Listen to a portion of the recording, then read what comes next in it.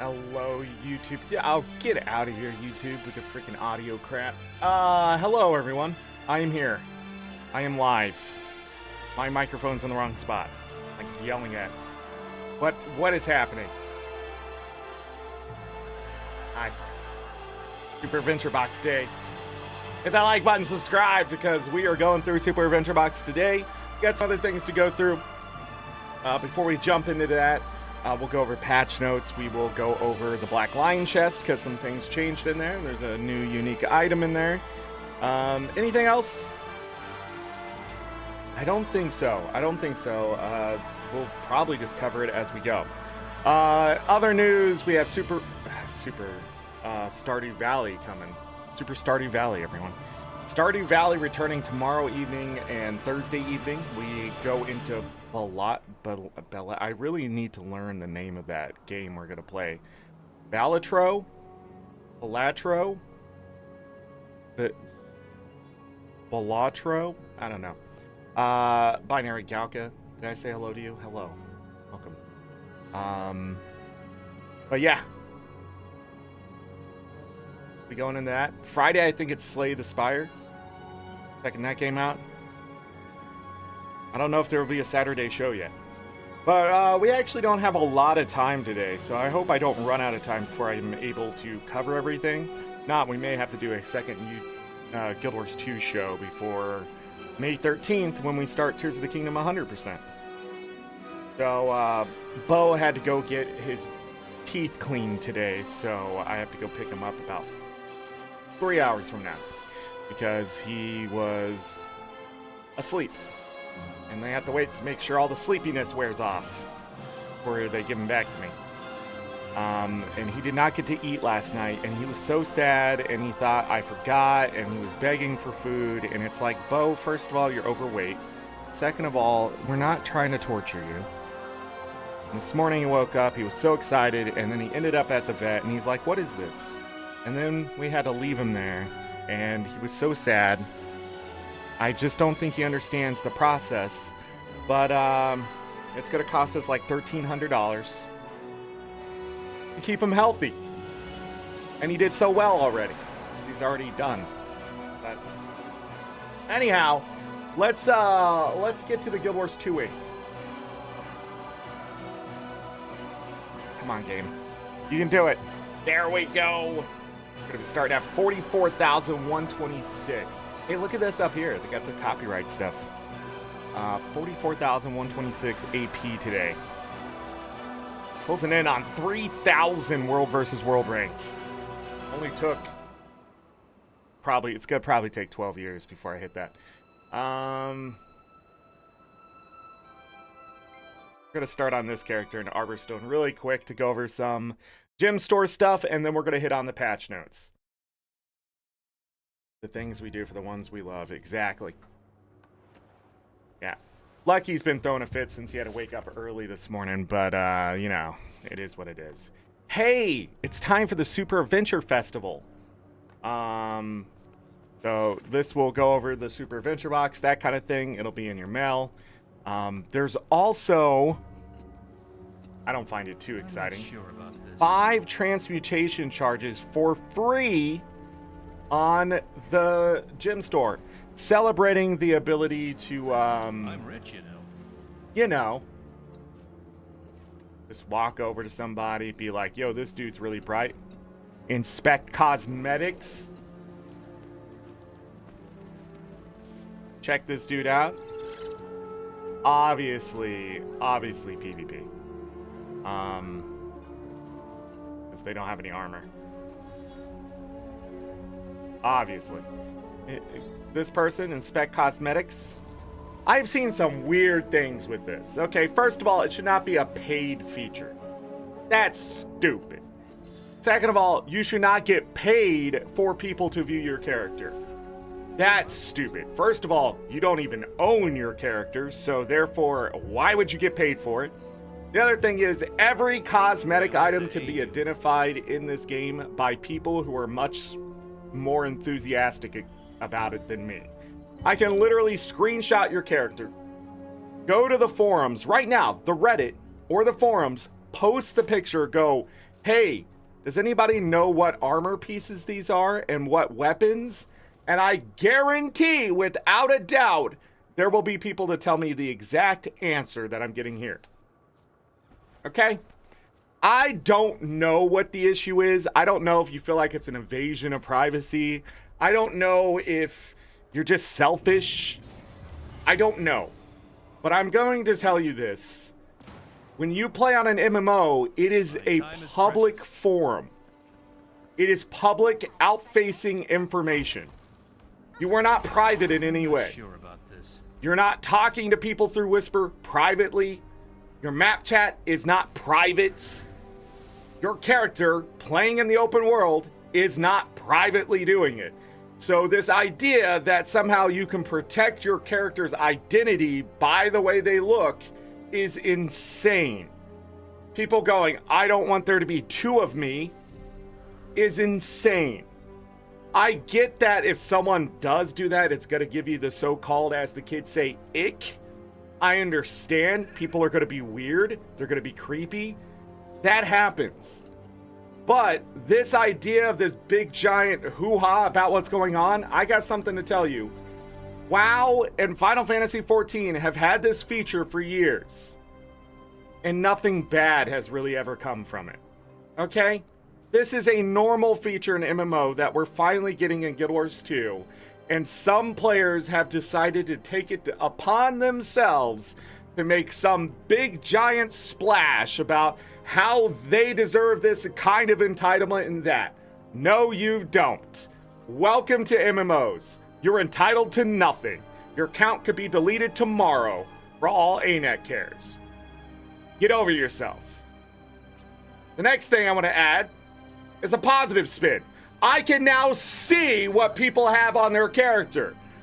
Whether it's a die combination, whether it's a weapon thing. Here's the fantastic part. When they come out with a new piece of armor, instead of asking my buddy exactly what they have on and trying to figure out what's so cool about it, I can now just inspect them every time they change something so I can see exactly what they have where when it looks a certain way. And now we can share that information back and forth by streaming it on Discord. So they can see their character in real time, because we've already done this in the past, what it looks like actually out in the open world. Pleasant greeting. It's really cool. There's a lot of great things you could do with this. Does that mean I want to be your character or change my character to look like your character? No.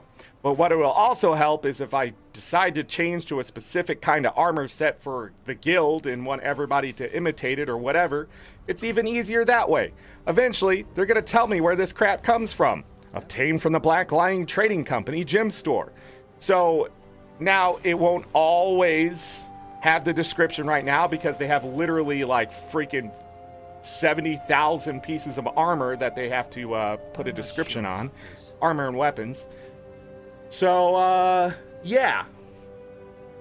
There's probably someone looking exactly like you in the game anyway. Exactly. And there's millions of players. Paid for people to look at. I know. I just don't get it. Also, Miracle Maxima, you look fantastic. Love this look. Who's this person? Inspect cosmetic. Look at this. Look at this. I think they're gonna. I guess people are gonna inspect and then be judgy about it too. Let me tell you, they've already been doing that. I mean, it doesn't matter. I think in the competitive space too, them blocking your ability to see the weapons.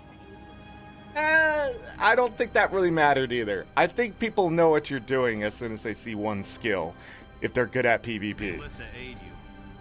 So I felt like that was weird. Also, this looks great too. Everybody's better at Fashion Wars than I am. Okay? The only thing we won't be able to see, so if I click on this person, they're extremely bright, right? Look how bright they are. The one thing that I may not be able to see is any infusion they have attached. This is that armor I wanted, right? Yeah, that Star Sentinel armor. What is it? But You won't be able to see infusions. You won't be able to see stats. You won't be able to inspect their gear for stats, that kind of thing. I think a lot of people are scared. There's already third-party programs that aren't supposed to do it, but people do it through that. If they're really that immature. So just going around inspecting people, that kind of thing, I think it's a cool thing. I think also this is going to be a forgotten about feature here in about 1 or 2 weeks, and that people will use in very specific circumstances. But now I probably won't get the whisper that I usually get from people when I want to look at an armor and be like, what is that? You know, now I can look at it. But I used to get whispers and stuff like, what armor is that? What weapon is that? That kind of thing. And now that's probably not going to happen. That's maybe a negative, but also a positive if people didn't want to whisper you, but they just felt that way. I wonder if there will ever be a counter of how many times your characters have been inspected. But yeah, and now you can also just share character names for fashion and that kind of thing. So, yeah. I think the one thing as I've run around and inspected other characters is just how many different designs, I guess, and stuff are actually in the game. Like, I've never thought really to wear a lot of this stuff in combination or anything like that, and seeing people do it sort of shows you the possibilities. Shattered weapons. I think that's cool. The invisible cat cape. That's the April Fool's cape if you got that during the bonus week. I don't think there's a bonus going on now since we have Super Venture Box and that kind of thing. We'll have weeklies and stuff to talk about later. Yeah, there's a lot of great looking characters out there. Look at this.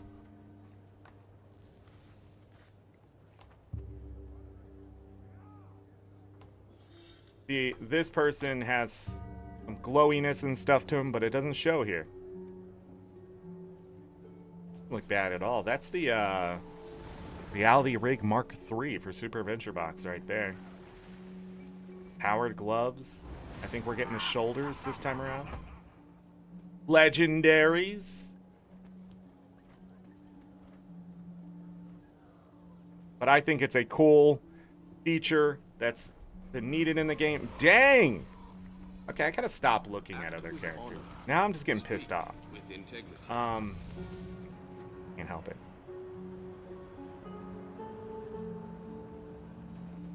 Why does everybody's character look better than mine?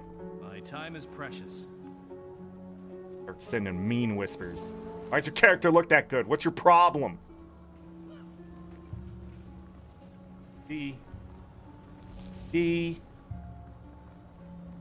Interesting. Too bad you can't do it to NPCs too, because sometimes I'm like, what is this? Act with honor. What is this armor that they're wearing? With integrity. I guess we'll still have to do it manually that way. Thanks, ArenaNet. Thomas T. Gnome, what's going on? Logged on into the game real quick. Punched into work.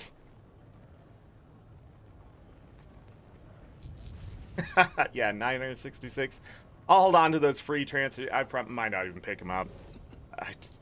Free transportation charges are great until you're 3,133 of them. The only thing really I have to transmute at this point that wouldn't be free is the Aqua Breather. Because since I have legendary armor and the legendary weapons, the legendary back piece, legendary underwater weapons, it's sort of it. It's over. People don't think about those costs.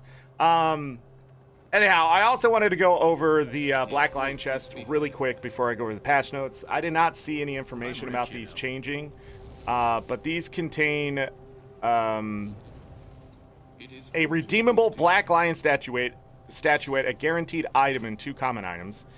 Hidden Powers chest, but it gives you the ticket scraps, of course. You're gonna get something out of here for sure, that kind of thing. Nothing's really changed in here. The dyes, I think, were the same as last time. Maybe. Not important. The dyes aren't important. If you need dyes, there's stuff. They have the Eternal Forged skins as the uncommon. They have the Bright Inquisitor Warhorn skins as the rare item.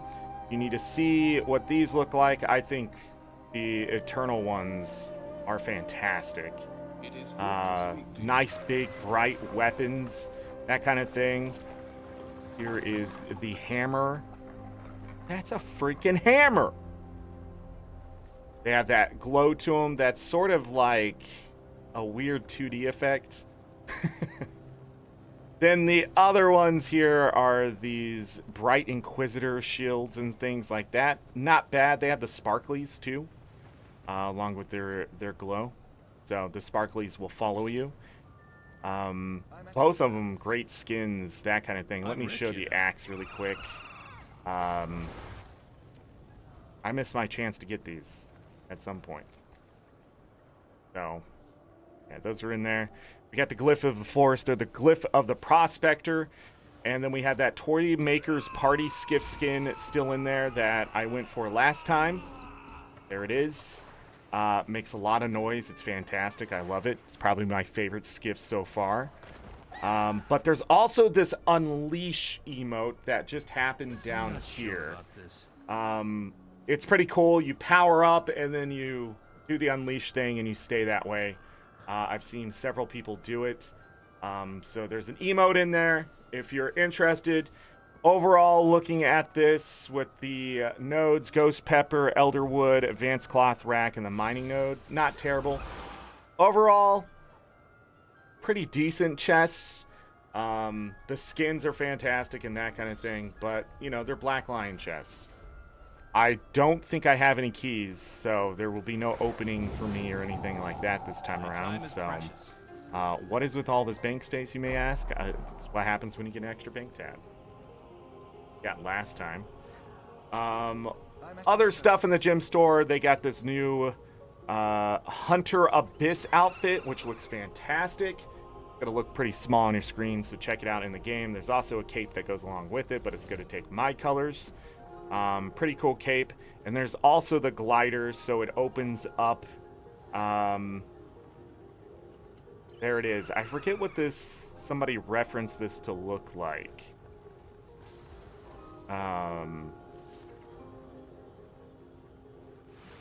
What is it? Yeah, I can't remember what they said. So there's also a gold essence weapon My time is chest. precious.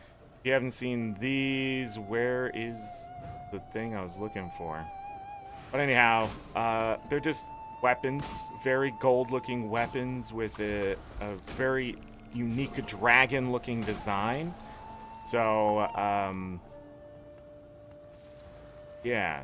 Hold on, where did the... That is the shield. Why did I not think it was the shield? So, that will also be in there. I believe those are exclusive to the gym store right now, so the only way to get them is the gold essence weapon thing. And then the monstrous dye kits will come along with that. For 1,800 gems to get an outfit, cape, glider, one of those weapons, and 5 dye kits, it's actually not too bad. Separate, I think it was 700, 600. That'll be another 700. So you're talking 2,000 gems just for that stuff, and then the extra things. So you save about 600 gems or something like that.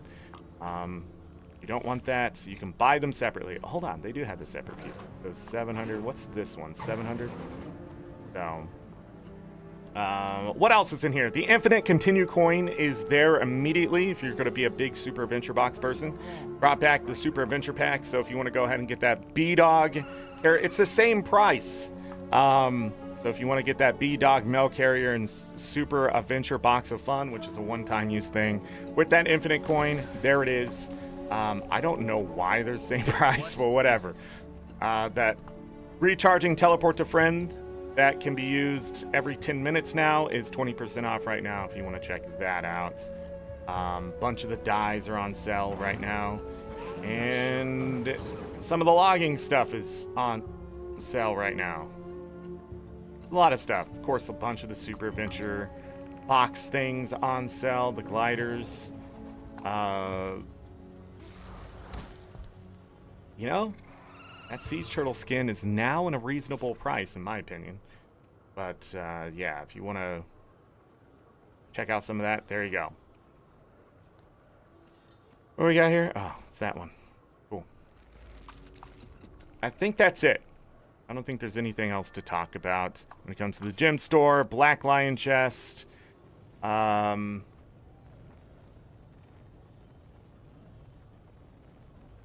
feel like I am forgetting something that I wanted to talk about here, but I don't think so. I think it'll come back to me when we're reading the patch notes. So, and I think the rest of it's going to be Super Adventure Box. So, that should be the fun part here. Let's go ahead. I'm going to jump characters just so I don't waste my buffs. Dang, that music always hits me. Oh, why are you in the Wizard's Tower? God, who would leave you in there? Hold on. We got to watch this loading screen for the next 30 seconds. What? There's no sound? The longest loading screen in all of freaking Guild Wars 2? Why would I go to this map right now? I have no idea why I left a character on this map. I have no idea. This is the worst map. Look how long this takes. This is eternity in 2024.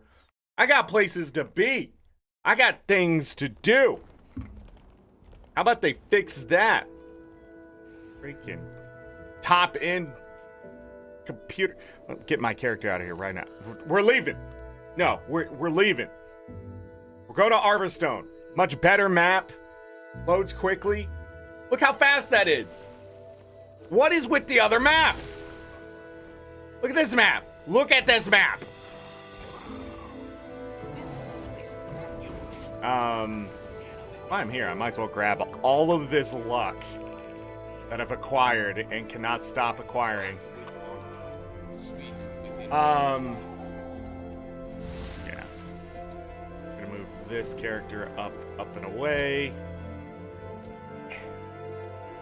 So we don't have to listen to people use all their skills and things like that as I go with the patch notes. Patch notes! Let's talk about it. Boom! Patch notes. So these are the April 16th, 2024 patch notes. Ruby posted them. Thank you, Ruby. And that's just a warning about the third-party programs and that kind of stuff. So the Super Adventure Festival is underway. I know some of it's cut off and things like that. Okay? I know. It's not a perfect window. But it's just the way it is. Moto's world-renowned Super Adventure Box returns again. Explore 2 worlds and 1 test zone of excitement, peril, and educational entertainment to earn holographic weapons and a variety of loot. Travelers can visit the Super Adventure Box in Radisum. Temporary portals have been placed in each major city to facilitate easy travel to the scenic hub of a certain culture. I didn't see one in the other hubs, so if you're in any of the major cities, you should be able to see the fast travel. If you go to Radisum, you're going to have to run a bit to get to it. But anyways, complete the festival's meta achievements, annual Super Adventure Box Nostalgia, to earn the new Powered Shoulders armor. Last year's reward, the Power Gloves, are now available from the Super Adventure Box traders. I feel like I have a lot of spit in my mouth from drinking that coffee. The new Golem Buster weapon set is now available. You'll receive your choice of weapon by progressing the Super Adventure Box Nostalgia meta achievement, and you can earn additional choices through weekly festival achievements. New weapons have been added to the Retro Forge set. You can purchase these weapons directly from a festival vendor or find them as rare drops in super loot bags. We'll go over all of that once we go into the live stuff here. The annual Super Adventure Box Nostalgia Meta Achievement has been updated with additional goals, including the box's prototype level, the World 3 Test Zone.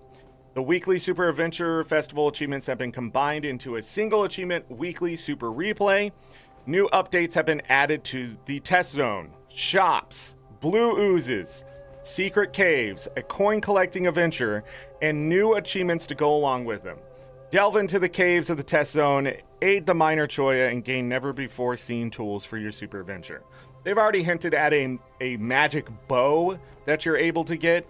Also, the Mega Bomb that it says right here has been updated to use ammunition charges rather than consuming baubles on use. So it used to consume 5 baubles per use, but it looks like it just has ammo charges. So that's a nice change too. The new Super Adventure Box themed guild decorations have been added. Turn your hall into a cavernous level of your dreams. It has a super grand gate, a super owl statue, a super red crystal, and jackal rental post, which is not really Super Adventure Box, but I believe they had other rental stuff that you can make too if you wanted.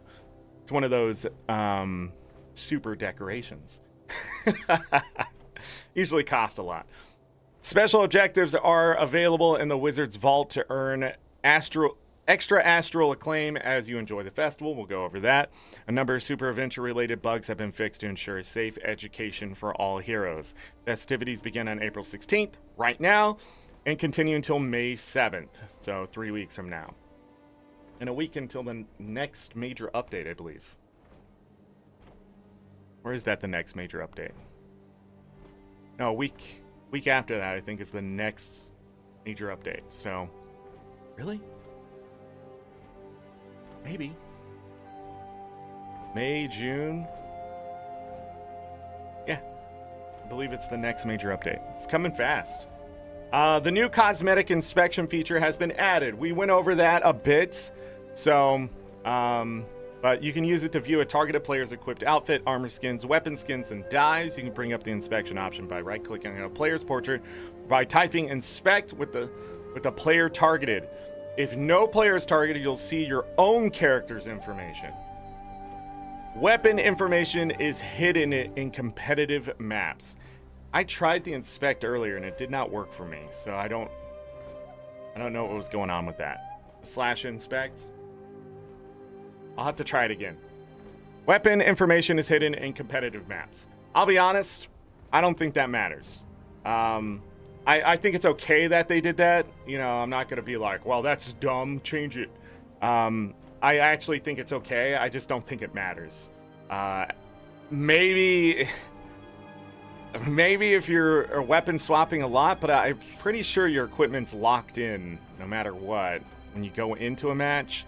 So I'm not really sure what that's doing because there's so much forward information in competitive play anyways. I mean, they're going to click on you. They're going to see what class you're playing.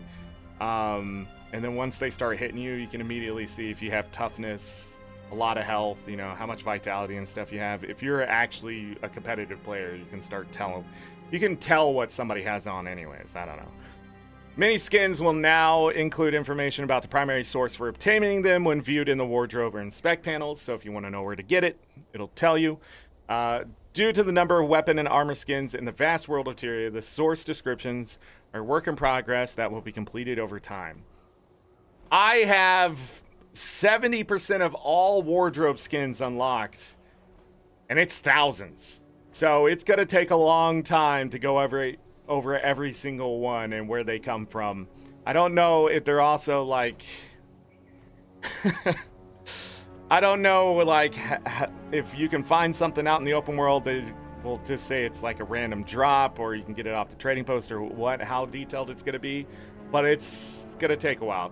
I think the gem stores and the Black Lion stuff, I think it's the easiest because, you know, they know exactly where that comes from. But some other stuff, you know, I don't think it's going to be so easy to explain. Anyhow, World Polish. So this is just general World Polish. JTech Offensive and JTech Defensive Protocol have received the following changes. Instead of being 15 minutes, they're now 45 minutes, and they last up to 3 hours instead of 2.25 hours. They also will apply the effects faster than they were. I don't know what changed before, but it became slow. Now they're back to being fast, and you can charge them multiple times much faster than you could previously. So good, because I stopped using them because it took, like literally you have to stand there for like a minute to fully apply them now. Before it was only like maybe 20 seconds. So Now it's faster, and the application of the boons will go from 30 seconds to 90 seconds, so you have a full minute and a half of the offensive and defensive charge when you go into combat, which is great. Means they last a lot longer, less time charging and that kind of stuff. I think they're I really loved the protocols. Same thing like the adrenal and speed mushrooms from HOT. I love those type of things. The problem is they just never last long enough and they just become tedious to use. That's good world polish. This is the kind of stuff we want to see, is the quality of life changes like inspecting cosmetics and this world polish. So ArenaNet is obviously still thinking about a lot of things. So when they had a post on their website talking about that, I think Josh Davis did a good job talking about all these changes that they're working on and that kind of thing, because I know that Guild Wars 3, is Guild Wars 3 around the corner? There's no freaking way if they're working on graphical enhancements, which may lead to us being able to use more than one thread on the CPU. If you don't know the difference between, BC 4 and 5 and BC 7 and that kind of stuff, what it all comes down to is they're going to try to make the game load faster, work better on your computer, and overall just look better. And that takes a lot of resources to do and a lot of money to do it. And they're doing it. And we're going to see down here that they're going to start changing things because of feedback that they've had for years and feedback that they need to know before they change major things down the road. And it's really obvious in these patch notes that they're showing that they care about this stuff. And then those posts that we see, like the one Josh Davis posted and that kind of thing. So very thankful that ArenaNet is still being vocal about this stuff. But also, I think that post was to sort of attack the idea that Guild Wars 2 isn't going to still be worked on for the next coming years, with an expansion coming this August. And they even teased a little bit of that, so that was pretty cool. But anyways, they fixed the issue that defeat the Cloud Jormag boss in the Frost Gorge. If you didn't see that, you defeat it and it would only count as one event. It didn't actually finish the weekly, so you had to do it multiple times. I actually didn't find doing events on Frost Gorge too terrible. And you can also get multiple events doing the Claw of Jormag. So again, not terrible, but it needed to be fixed. And then they fixed a client crash and convergences. If you've been crashing in convergences, yeah. Items, Hero Choice Chest will now appear as a clickable pop-up UI chest instead of being manually obtained from the chest objective in the world. This is to make sure that everybody's getting this because they're forgetting to grab their chest, and then that means they've completely wasted a meta instead of grabbing the crap that they're supposed to get. World versus world. Look at all of that. Weren't expecting that, were you, world versus world people? The following changes are part of an ongoing effort to make fighting for and in objectives feel better for attacking groups, as the defender's advantage inside their own structures was previously too strong. Disagree. I think commanders have become timid. I think commanders rely too much on the boon ball. I think commanders just do not know how to strategize in attacking because they live in such a defensive world, and they just really don't know how to tear down a gate within freaking 30 seconds, which you can still do in World versus World. I watched a commander test it. You can PVD a door down in a minute. It's just, commanders have stopped doing it for some reason, and so they sit there under like 9 arrow carts and a freaking ballista going, oh my god, this is terrible. How are we ever supposed to get in? Knock the goddamn gate down! Duh! If you're gonna stand there with 50 people and they're all just wiping their ass, what do you think is gonna happen? You're gonna die! Quit trying to boon ball it and just knock the fucking gate down! I'm sorry. I didn't mean to get that worked up about it. But Jesus Christ, be a man! Get in there, or woman, or whatever you are. Just be a fucking just confident human being. Get your ass in the goddamn objective. Stop standing under the shadows of the goddamn arrows. My arrows are gonna blot out the sun is not a defense. It's just a prediction that you're just gonna stand there and just hope no arrow hits you anyways. Jesus. I can't tell you how many times I've watched a commander just standing there. It's like getting a platoon of people and being like, hey, there's a bunch of machine guns and tanks here, and all you have to do is walk over there, and they're not going to be any. And then the commander goes, do, right up to the tanks and the freaking machine guns. I don't know what they're doing. I don't know why ANET has to feel like the attackers need a boost, besides they're just incompetent at this point. And I don't think that's what ANET thinks. It's just what I think. That's why ANET has to change his stuff. Because before, knocking down a goddamn wall or gate was not a problem, and the changes that they put towards defense was needed because they used to just not matter. I mean, you tear down a wall or a gate so fast and go in like it was just freaking a checkpoint. Like, you had to go in and show your badge and be like, yes, I'm a commander. This is my squad. We're coming in, okay? All right? What? You just want us to put 5 PATA blueprints right here? Oh, okay. Yeah, we can do that. Lieutenant, yeah. Here's the blueprints. Are we good? Paperwork done? We're in. Like, that's how long it took to get into a keep back in the day, right? And then they added all this defensive stuff. And you know how long it took? The same amount of time plus... What are they doing inside? Oh, they have a tactivator? What's it doing?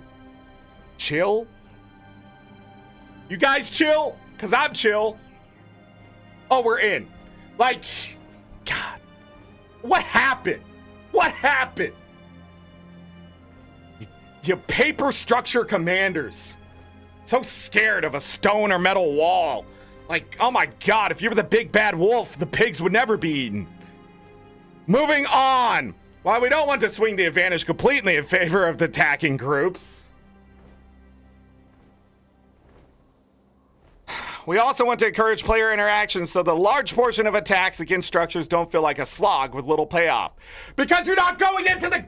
destroying the gate, just go in! We feel that these changes will help to incentivize more player versus player interactions while still allowing for defensive tactical gameplay. Which is pretty much just put the freaking siege down, since nobody's doing that either.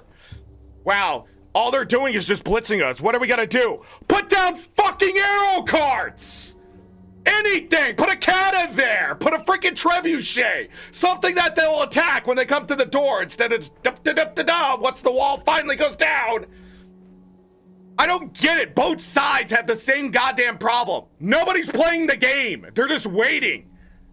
I just want to shake commanders and be like, go! Go! Just go in! Or just defend! Put something down!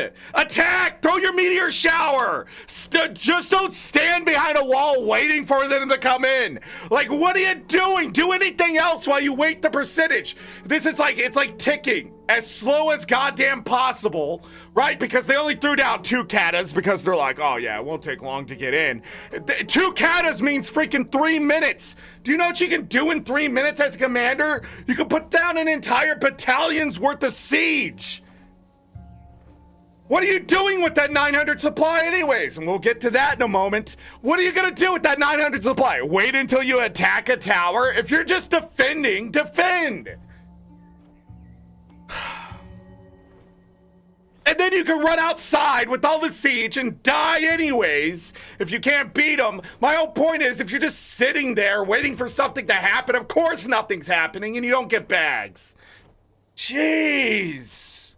It's not a hard game mode. I think it's just all the commanders like me. We just gave up on the game mode, and now we're just playing as a follower, and you're just watching this general just like staring at walls, and you're just like, what are you doing?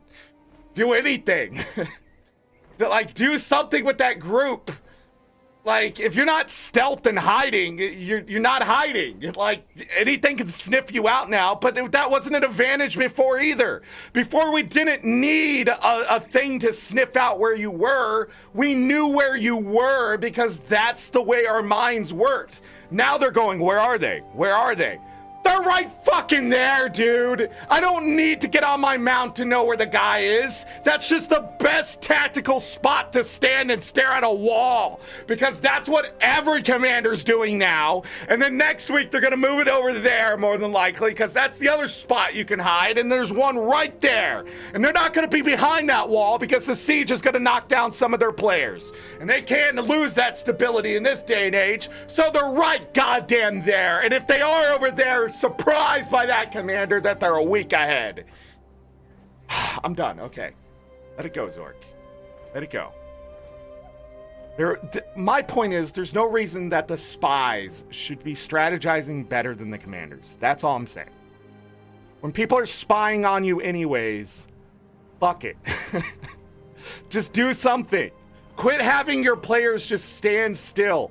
And then, like, when you do have to fight over and over, like 2 or 3 hours of like running around and doing things exhausts the players now, because there's no endurance or stamina, because you're never doing anything. It's always hurry up and wait, and you're just standing there. So they have all these breaks all the time, but when you don't have those breaks, right, you have to keep fighting. The commander you're fighting against is old school. They keep pressuring you and pressuring you and pressuring you until you fall. And they know they can win because that's how we used to play. There was never a 5-minute break. There was never 2 minutes to recuperate. We were back in 30 seconds attacking you again. And we did it for hours. 8, 9, 10 hours at a time as a commander. And then we go, man, guys, I'm really tired. I'm going to go eat some pizza. I'll be back following whoever else is leading the group. Right? And then we'd play another 2 hours, and then your wife would come home and be like, did you do anything else today besides play video games? Fuck no, I was doing World versus World for 12 hours because I have no other joy in my life. And that's the way it was. But now you see people, they play 2 hours, they log off, and you're just like, what happened? Where'd those commanders go? All the content just leaves so quickly in World versus World because everybody's playing on this hurry up and wait attitude with multiple breaks.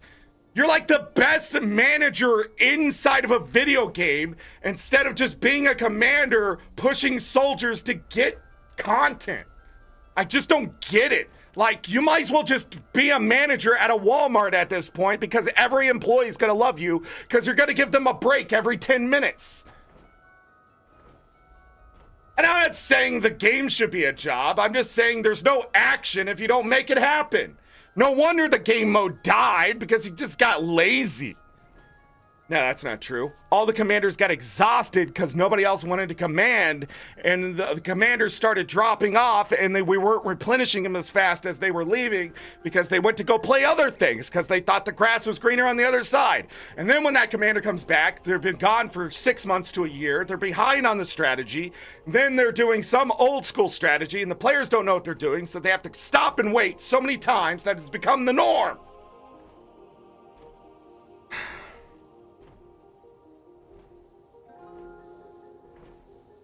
Why am I so mad about this? You know, deep down inside, I want you all to know that World versus World is fun. But God, is it slow! At times, I'm just staring at my screen, waiting for something to happen. And I hate it. There should be no anticipation. There should just be go. We're fighting. You know what it really is? Boonball structure.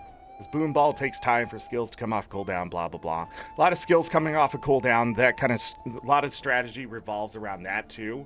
So yes, you can help the attackers all you want for the defense, but they're still going to stand there and stare at the wall until 2 Katas take it down. So it's really not going to help at all. If you want player versus player interaction, make the battles fun. Balance the game mode. Really, that's all it is. And then they'll fight open field. No commander really wants to fight open field anymore because they need something in between them and the other guy just in case. Also, get rid of those damn trees in Desert Borderlands so we can fight open world when it's fun. Nothing is worse than getting stuck on a goddamn tree for no reason. Why is that there? If there was a war battlefield, that tree would have been gone years ago. Anyways, across all objective tiers, read this right here, Okay, across all objective tiers, walls and gates will now be rebuilt when 50% of their health has been restored.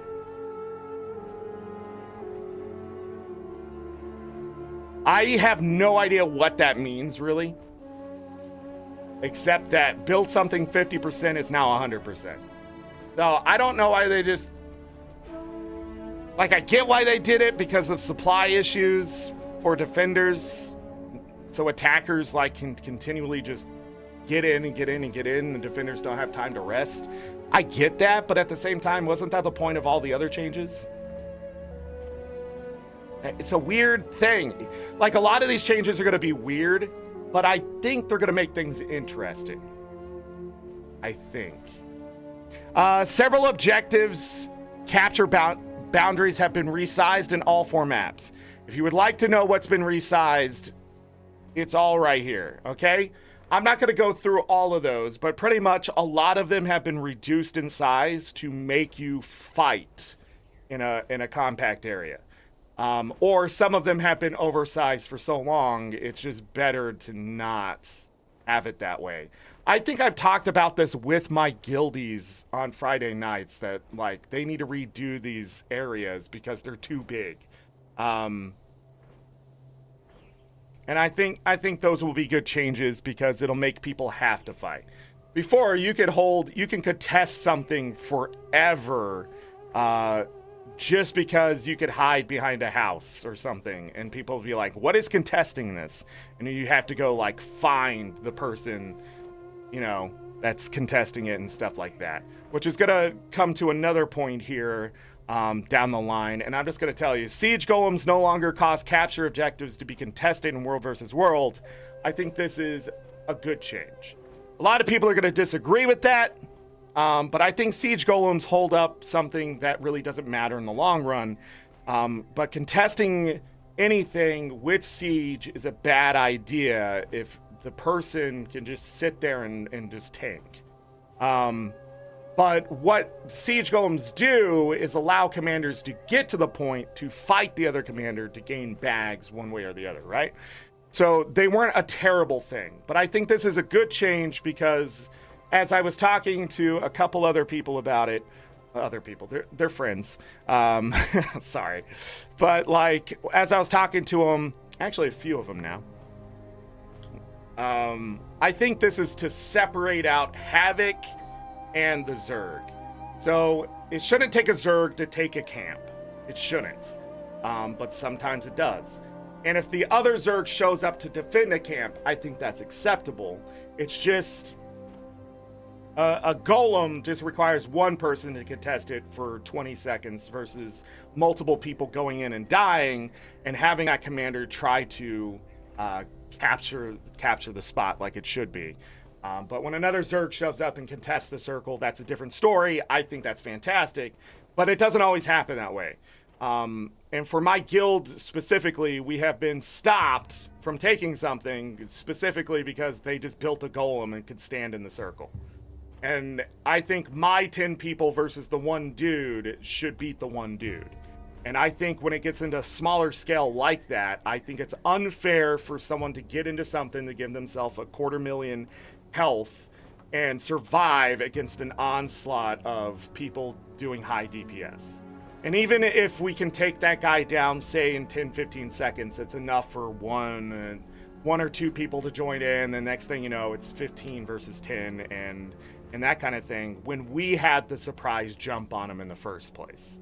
So if you're gonna scout, I don't think you should be able to just turtle as a scout. I think scouts should be relaying information so a Zerg will know when to defend a supply camp, or when a Havoc group is moving, the other Havoc groups, if they want to defend it, should be able to defend it or quick capture it back when it's ready.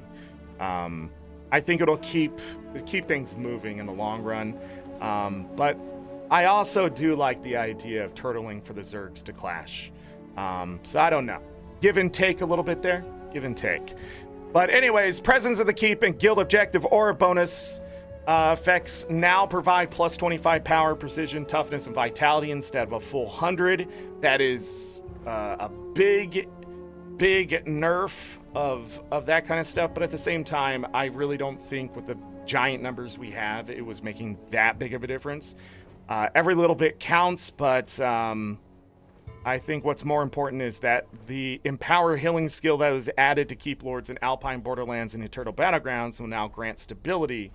That is a fantastic change, because the big problem is, oh, I didn't break his bar, they're going to heal, but it doesn't matter. I can stun lock them to death when there's not enough people around. Stun locking has been a big problem for a while in World vs. World. I'm going to say about a year and a half, where you can just sort of lock someone in place for a good 20 seconds and just have everybody bombard them. It's different when like 10, 15 people are hitting one person. Yeah, you should be able to get locked down. But like when you're in a Zerg and you sort of just don't get the Condi cleanse or something like that for a half a second, and that's just enough to kill you, I think that's sort of dumb. Especially as defenders and stuff and attackers just, you know, bombarding you with nonsense. I don't know.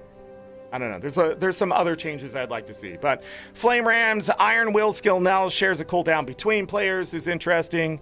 The Siege Disabled effect marker has been removed from siege weapons affected by siege disruptors. I think that's a fantastic move because people still thought they were disabled. Now that's going to clear up that problem.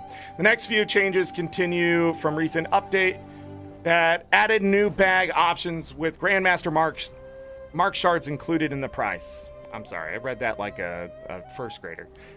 Our goal for this and for the updates from last year is to give World vs. World players more options for spending the World vs. World currencies and improve quality of life for currency exchange in World vs. World. We felt the surplus of memories of battle specifically brought the price down too far and that there were not enough opportunities to spend them. We will continue keeping an eye on this vendor and other new purchase options to determine whether we need to make further updates. Well, it also doesn't help that your bonus events give so many memories of battles anyways that it was going to drive prices down too. I'm just saying, ain't it? I'm just saying, it wasn't just your changes there. It was the bonus events. And a lot of people showing up to do them. Proofs of heroics and testimonies of desert heroics can now be traded to heroic notaries in exchange for testimonies of jade heroics. All items offered by heroics notaries have been updated to require testimonies of jade heroics. Memories of battle are no longer available for purchase. Memories of battle are no longer available for purchase from Dugan. And some of the merchants' purchasing options have been updated, and an option to exchange boxes of Grandmaster marks for Grandmaster Mark shards has been added to the skirmish supervisor. It should have always been there, but you know, these are the kind of changes that we need. Some weird changes, some definite mix-up in World versus World, some merchant changes that are good for the game, that kind of stuff. Awesome. I can't wait to see what happens with the World versus World stuff. Nice quality of life things, interesting changes to Super Adventure Box. There's also profession changes. I'm not going to go over these. I say it every time. There's someone else that knows this stuff better than me.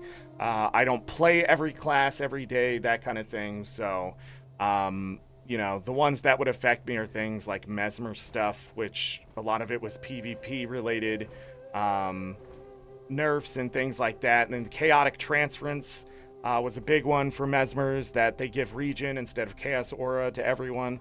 Yeah, the Chaos Aura was a little bit overpowered. So I'm glad to see that sort of be changed, but I don't know if Regen alone was enough. I think it should give Regen and, I don't know, Swiftness. I don't know why nothing gives swiftness. It just bothers me in World versus World and PvP or even in the open world.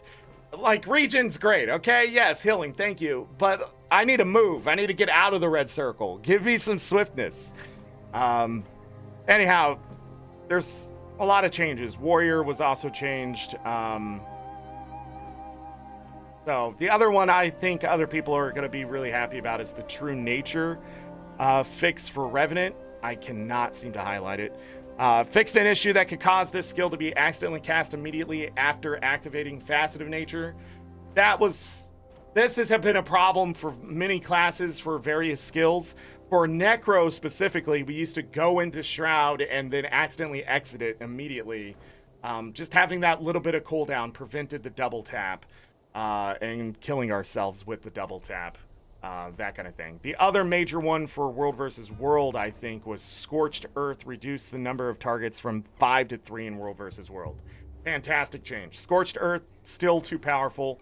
All you see is just lines of Scorched Earth from warriors and things like that, and it does far too much damage when they're stacked up like that, to be fair, in my opinion. The other one I wanted to check was...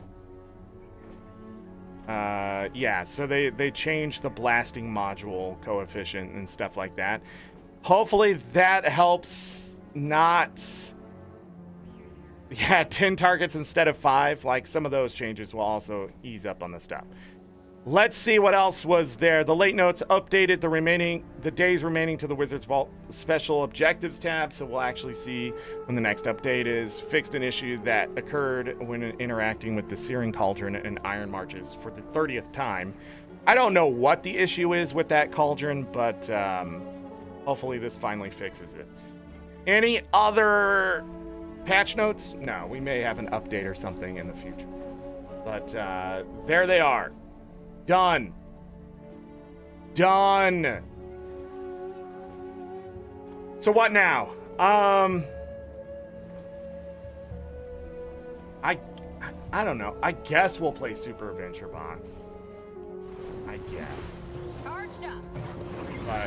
But great changes from ArenaNet. I can't wait to see what they do leading up to the next expansion, what other quality of life stuff they have for us down the line. I can't wait for World versus World to finally get restructuring completely. I think this is the year when everything's going to sort of snap into place for what the next maybe 5 years is going to look like. We're getting really close to a norm, too, that other people have, like the inspect tool and things like that. Other MMOs have had that, and we haven't had it for, they've had it for years, right? So we're starting to see more of that normalcy from other MMOs coming in as quality of life stuff for Guild Wars 2, but really it's just sort of getting up to a certain standard of other MMOs that helps Guild Wars 2 stay competitive, and that kind of thing. And I think that's great changes and stuff like that. It also keeps the game fresh for, veterans like me, whether they're jaded or not, because we can complain and complain, but if you keep giving us, quality of life stuff, it gets harder and harder to complain and justify it, which makes us reflect, makes us have to decide, do I want to keep playing this, or do I want to get a better attitude about it? That's why I also have tried to do the same thing, try to get a better attitude about the game, playing games in general and stuff like that, because I think it's really easy to focus on what you don't have versus what they continue to give you. And so as a veteran, again, it's sort of so hidden, because as a new player, you get to see all the new tools and be excited and be overwhelmed by just, all these great things you have. As a veteran, they're sort of like just snuck in, through updates over the years, and you sort of easy to just already be in like a groove or a rut. And then, these new things come in, but we forget about them so quickly. That's why I said in a week or two, most people won't care about the inspect stuff. It'll be very specific, like, oh yeah, I can look at that person's, armor or whatever. I think that's how it's going to play out most of the time. So, anyhow, we're going to go to my warriors, since Super Adventure Box is character bound. So your upgrades and stuff like that are per character, which is interesting vertical progression. Pretty much the last place in the game. But, yeah. I'm already in the hub. I came in the hub just to take a look around and already go through the nostalgia and that kind of thing. Yes, I'm wearing Obsidian armor in Super Adventure Box. I got my Obsidian armor, legendary armor, just so I could look amazing in Super Adventure Box. Let's look at those new weapons. So, I don't know. I think it's the top 3. I didn't get them all unlocked last year, if I remember right. I was short a couple. But pretty much more retro weapons are in here. I think these look fantastic, by the way. And when you swing them, they have this, like, Pixel effects. I forget what this is called. This actually has a name, and I forget what it is. Somebody told me what it was, and I was like, oh, that's cool. And then immediately forgot. But yeah. That's there. What? A spear on land? Soon. Scepter, pistol. All that's in there. The mace is pretty cool. Hammer. So check those out. That kind of thing. I would not buy them myself since we can get them other ways. This is the weekly vendor. You can get transmutation charges. I thought that was wrong for a moment. Transmutation charges are 4 bauble bubbles apiece, so that's 1,000 baubles, right? Get 3 of those. Of course, you can get amalgamated gemstones, mystic coins, 3 of those as well. 3 amalgamated gemstones, chest of shards, you can get 3 of those. Amalgamated draconic lodestone, you can get 3 of those. Tyrian exchange voucher, one of the best things, you can only get 1 of those. And then the Trader's Generation 1 chest. I don't know if these are still worth buying, but I'm going to go ahead and buy it just so we can check that out. You can sell it for how much? 9 gold, 9 to 12 gold, so you can maybe make a profit. But the base price is going to be probably 8 gold if you just want to spend the money. And if you want to see what these look like, they're pretty much what you're going to expect is like a Generation 1 skin. So yeah. So if you want to check that out, these came back from last year. So I'll just hold on to those just to see what I can get. But other than that, I'm pretty much just going to buy everything and get all my baubles done in a week.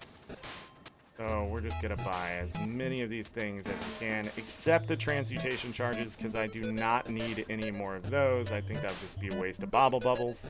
Might as well try to get to 3 stacks this year. So I still have 2 stacks of bauble bubbles and 114.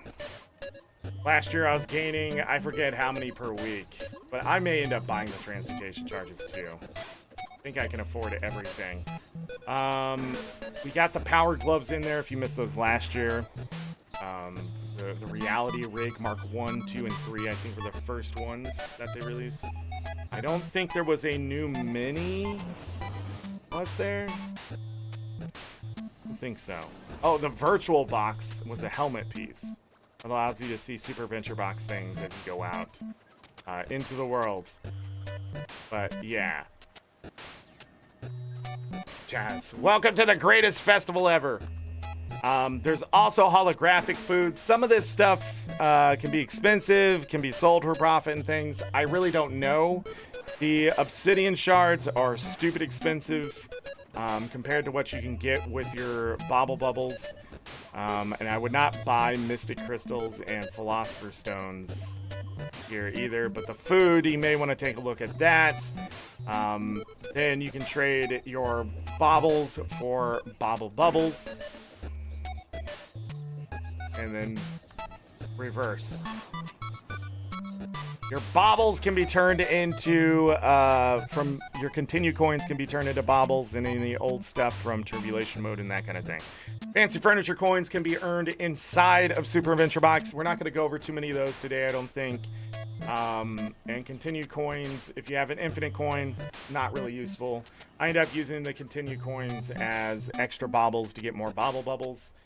Once you have everything opened and unlocked for the most part, you will just get bauble bubbles and hand over fist type of thing. There are some farms and stuff like at the end of World 2, it's better to have 4 or 5 people at the end of that one because you get a lot more baubles from the bonus event if you do it that way. But overall, you can do this solo, you can do it with a group, that kind of thing. Your dailies are going to change. So the next part we're going to have to talk about is achievements. Inside of the festival achievements, you're going to notice I do not have all the achievements done. That is just the way it is. Tribulation mode, that kind of thing, not my favorite. And grabbing all the baubles and things like that, not my favorite. But there are people that will help you with this, or if you just want to follow a guide, feel free. Super Adventure Box quality testing. Yeah, it looks like we got an ooze farmer in the testing World 3. So they're continuing to expand that. There's the super bow. Purchase the bow in World 3 test zone. That's interesting. We'll check that out today. The bauble backpack. Don't know what that is. So we got some achievements, new achievements to earn. There's tribulation mode. There's the nostalgia. We need to get the annual done. The other thing that we need to worry about is the dailies, that kind of thing. I'm not going to worry about this. We're going to run through baby mode and normal mode on both World 1 and World 2, I think you have to do. So that kind of thing. Hopefully not. Did they do the same ones? It's not called baby mode. It's called beginner's mode now, right? Exploration mode. I don't like those, but I get why they're there. And then we're not going to do tribulation mode today. I will probably complete World 3 if it's the same as last year, but it will just be a run through. And a refresher for me. Complete any zone in Super Adventure Box. And then the Bubble Pugs Adventure. Probably not going to do that. You have to get 6 of these done. I think I'm going to do both World 1 and World 2 in exploration mode, the normal route, and then probably these 2 are going to be completed as well. So that'll give us the power shoulders.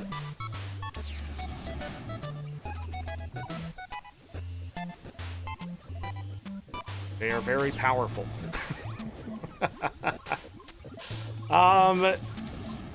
Oh yeah, we get the Golem Buster weapons. That's right. So Golem Buster weapons are now a thing, which have these nice pink bright weapons.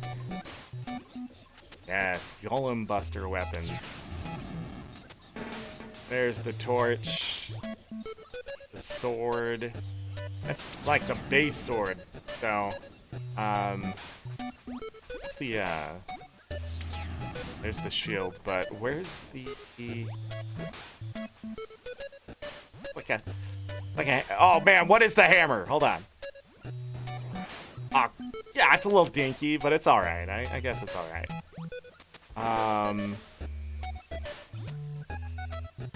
Oh, they went with that style? I thought they would go with a different style, but alright. And it does the effect. I think, what, the purple ones were last year? The book location? Oh yeah, that's underneath. And don't forget the book location. That's underneath the stage. I will give a hint if you want it. If not, look away. But the hint is to drop down here where there's things are pointing and check out that area a little bit. But yeah. I did do the bee pug race last year. But this is what I'm going to do. I'm going to go in here and run baby mode, aka beginner mode. Exploration mode.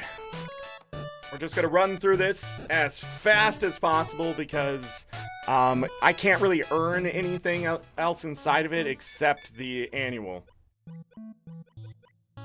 And we get to see this. When do I get the fire nunchucks?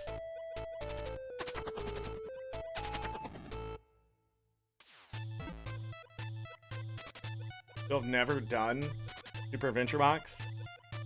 I think you said that last year, and I want you to know your story is not doing it.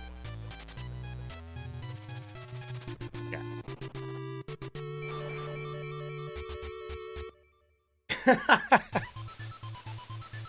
Your story is not doing it. Alright, here we go.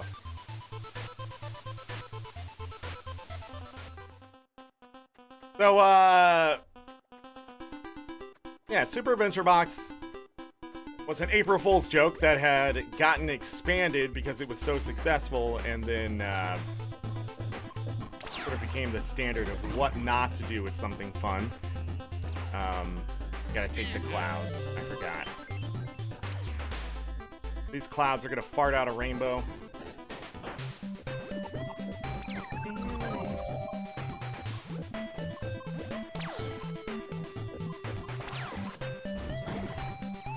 You pretty much kill things. They will drop baubles. You pick up baubles. You don't have to kill anything if you don't want to, unless you have to. Again, I'm just running through the stage really quick. You got these checkpoints. When you step on these things right here, boop. Get that. In exploration mode, a lot of the enemies are just going to drop health. So, that's fun. There are secrets you can explore in this mode and that kind of thing. I highly suggest doing some of the achievements inside of exploration mode, like I think gathering all the baubles can be done and that kind of stuff in exploration mode.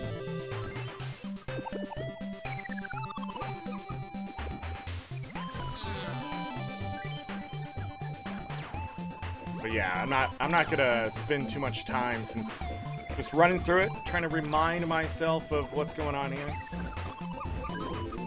And also your hit area for your weapon, depending what it is, since I have the upgraded one skill here, I can take advantage of a bit of a faster attack and just overall,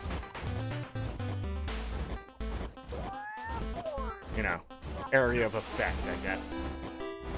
So pretty much you're going to get to the end of the stage. There's going to be a cage. You need to break that open. When you do this, there's going to be a boss. He's either going to shoot at you or he's going to do this nice little spin around the cage. I don't remember if he does it on the first zone or not. But if he spins, all you have to do is dodge into the cage like that, and you'll probably not take damage, but sometimes you still do. But usually not. So, by doing exploration mode, I'm not going to get the bonus chest at the end. The bonus chest happens at the end when you're on normal or tribulation mode. Tribulation mode, I believe there's even more than that. So if you want to get the extra stuff. No! Doing the glitched stuff will get you the extra one. I can do the glitch chest for all of World 1. I'm not sure. Not sure if there was any in World 2. Yeah, World 2, I do them as well. Uh-oh.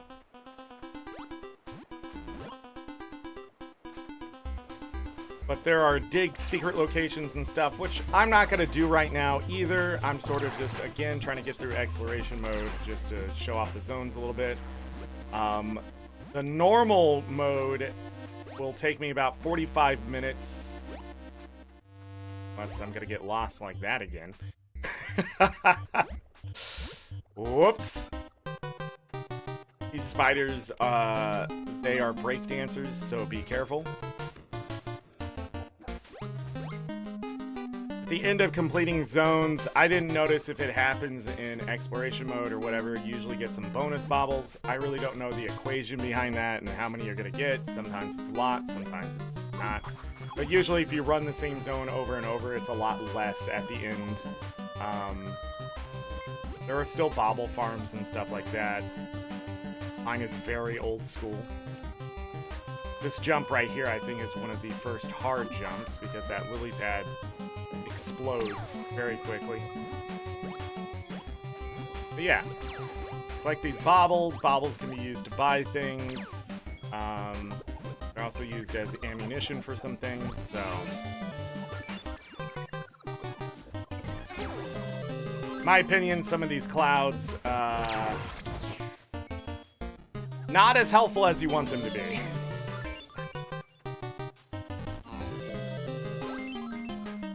So, just my thoughts on that.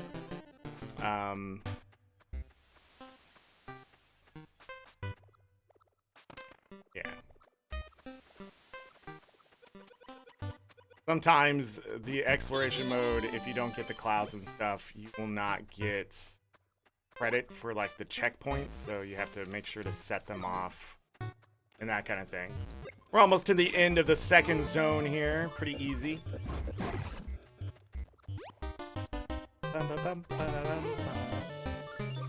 88 lives? I must have been sacrificing. Do that correctly. But when I do this on normal mode, you will see the big difference on how I play. This one, you can actually just use this rainbow bridge if you really want to. Ha ha ha ha, shut up. Second year in the game, maybe third. Not your cup of tea. Salute to those that do enjoy. I love Super Adventure Box. I love the simple side of Super Adventure Box. Tribulation mode and that kind of thing. Not my favorite. I've beat every zone of Tribulation. But I had help in World 2.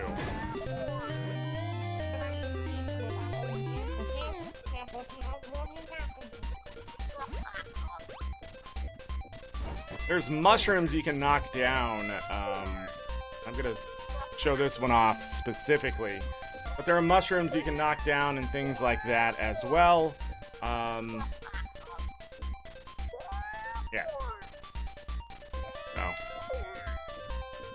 So. If doing the exploration mode is all you can do, then so be it. Don't make Super Adventure Box not fun. I think once you do play through the exploration mode a few times and get used to the zones and the mechanics and get some of the weapons and that kind of thing, I don't think normal would be too hard for most players.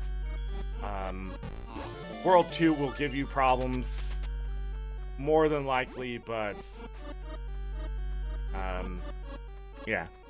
I think Super Adventure Box is one of the best things ever implemented in a game. This one, I believe I still need to burn these. That kind of thing. So weird not to do it the normal way. My muscle memory is still there. Like how that mushroom still hits you.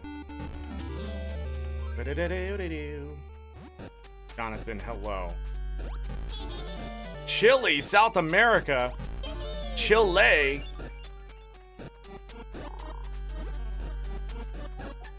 Welcome.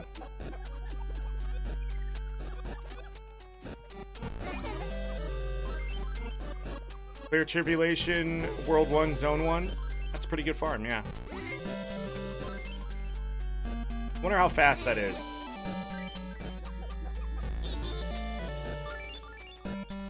I have no idea why there's like 50 clouds here.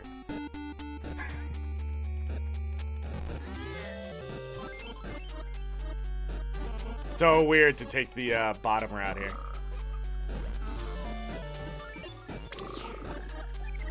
Green water here will hurt you. Walk into him, maybe? Yeah, you can. I usually don't play on this mode. Why is this mode so hard?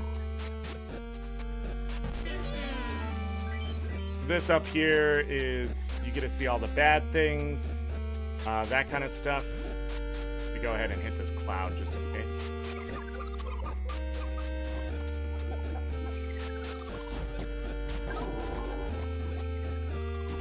Damn monkeys.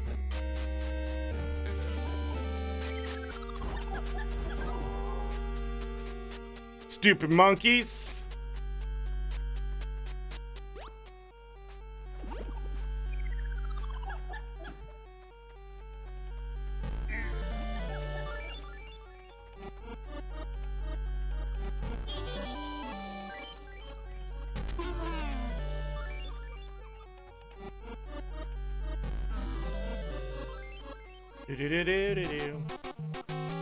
Alright, we are gonna fight this toad down here.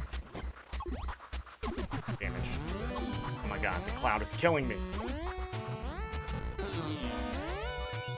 What we gotta do is break off a piece of the jewel, pick it up, target the king toad, hit him with the jewel, He'll fall down. You beat the crap out of him. If you're fast enough, you can get another jewel right away. But I have the upgraded weapon, so I can do this in 2 rotations. Pretty simple. He's going to do the big belly flop, so I'm going to run up here, use this. Other than that, you just run out into the... Wow, that is a great King Toad. Just like that, and then we're just going to win. I hope. It could be 5%. A weird hit at the first part. Yeah. That is the boss.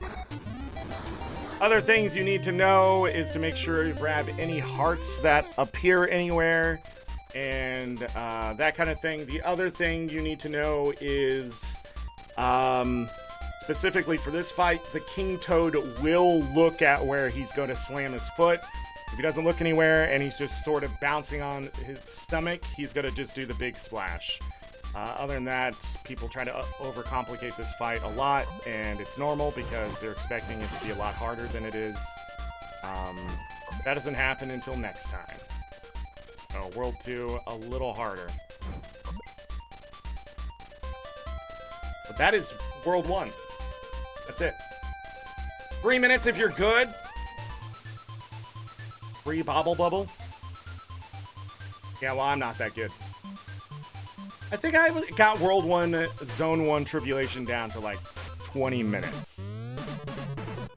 Go ahead and do, you notice I'm getting those super loot bags from completing zones. That's how you do it.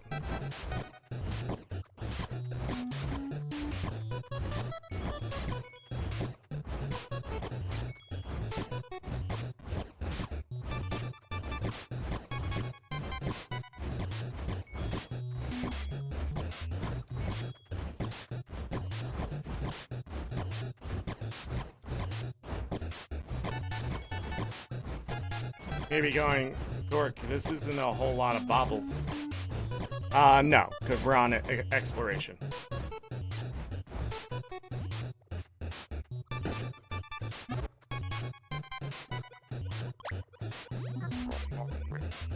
That is World 1, Zone 1. Be sure to wait to the very end to get your extra Bobble Bubble.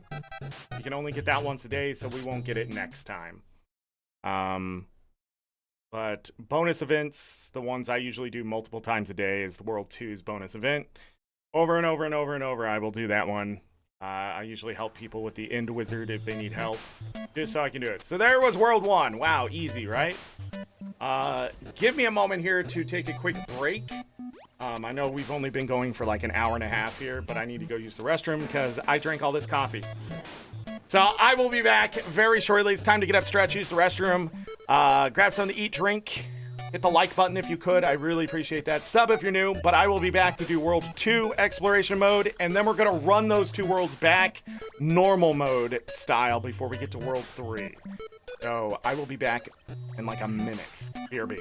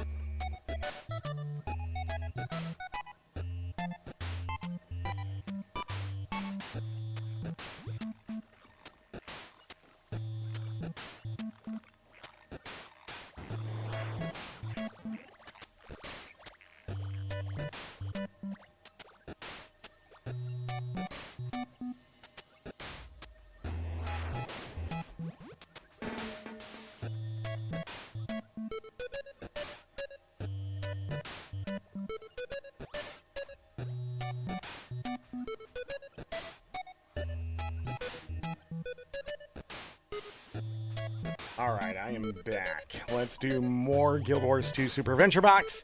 What was I about to say? Oh, when I am done with a world, you're going to see me say cash out. What that means is I need to convert my baubles into bauble bubbles because there's a limit. Sometimes. If I have 250 baubles, I will convert them into bauble bubbles usually because I don't need to spend them on anything except maybe bombs. And that's what I use the continue coins for. Is to, like, this isn't quite a bauble bubble. I may come here and buy some of the continue coins just to get the baubles out of my inventory and convert them back later. If that makes sense. The super loot bags from completing a zone has the chance to give you those retro forged weapons right there. So that's why I don't buy them, because there's always a chance. And I'll be doing this every day. They'll also give you some other things, including bauble bubbles. But the other thing is the hard light stuff. That is the purple version of the Super Adventure Box weapons, except more so. Like here's the hammer and that kind of thing. So, yeah.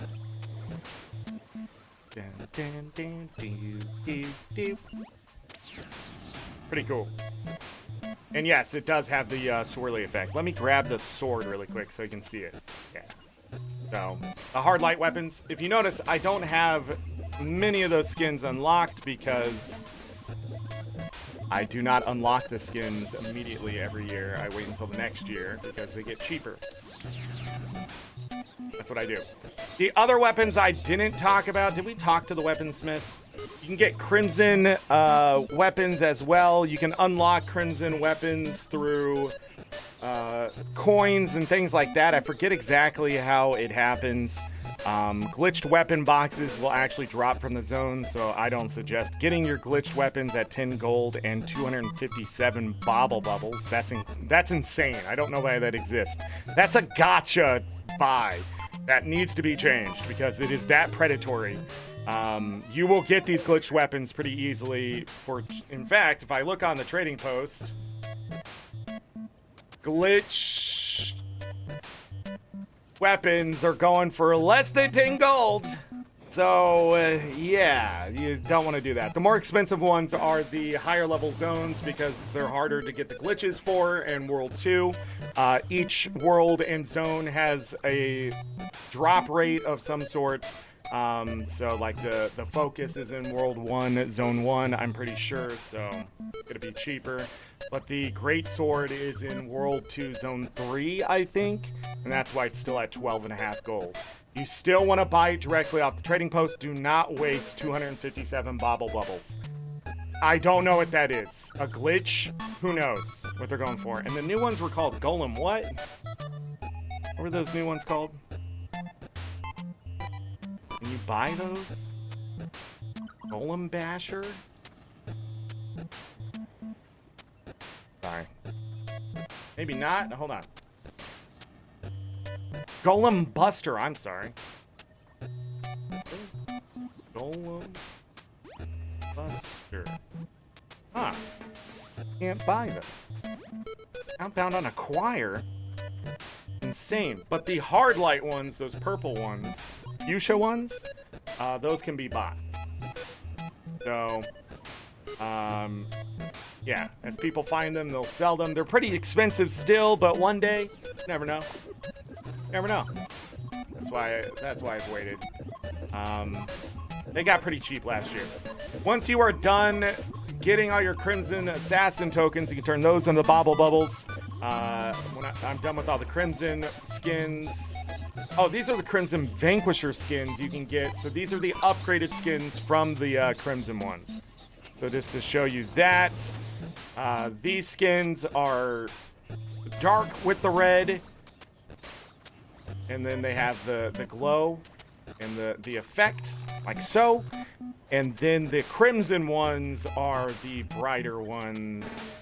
So if I change it, there it is. Stowed away like that. So, there you go. And then finally, the weapon designs. When you do Tribulation mode, you will get pieces for each zone. So 1, 2, and 3. And then you will need this. You throw them in the forge. So you get, I think they're coins. The zone coins. So if I go over here and look at this really quick, which they're on the other guy, I don't know why. So you got like King Toad Z1 and King Toad Z2. You throw those in the forge to get the other colors of Super Adventure Box skins. So Zone 1 gives you...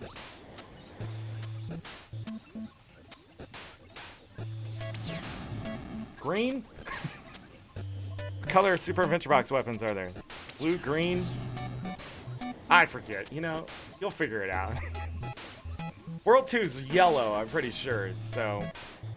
I don't know. They got weird with the colors. But there you go.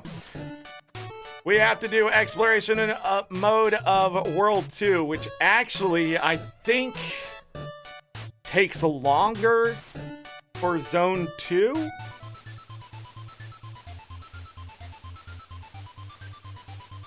Zone 1 pretty much follows the path. I think Zone 2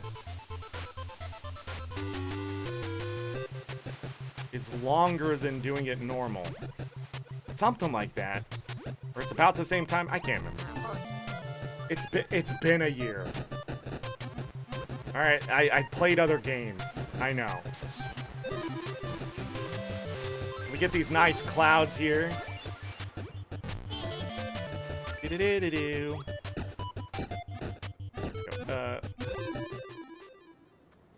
It's all quiet. I power it. Like this. Can't get me!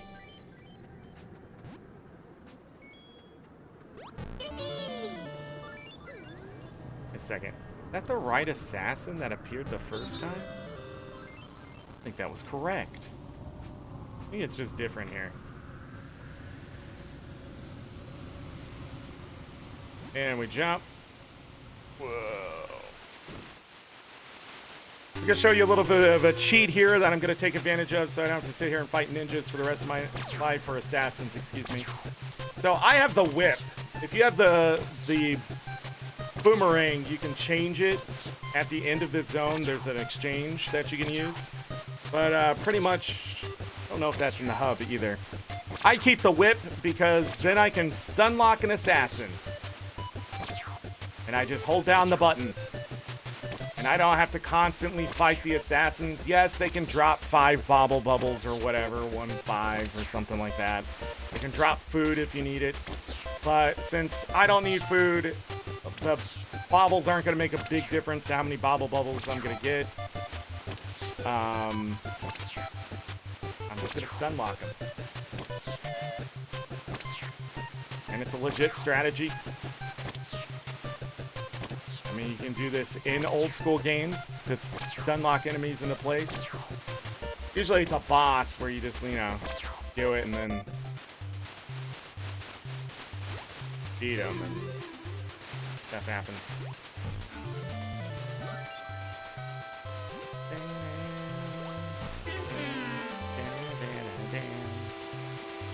So these rapids, of course, will, you know, knock you down and things like that, but they're not as terrible as they used to be because back in my day, they used to damage you as they killed you, and there was really no recovery. When World 2 first came out, it was not well received for the difficulty spike. And boy, was it a difficulty spike. It is the lesson of this is not how you should update a fun, amazing game mode.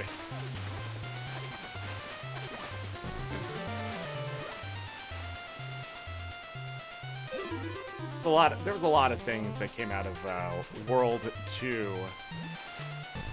Yeah, World 1, or Zone 1 here of World 2 is much faster the clouds than it is with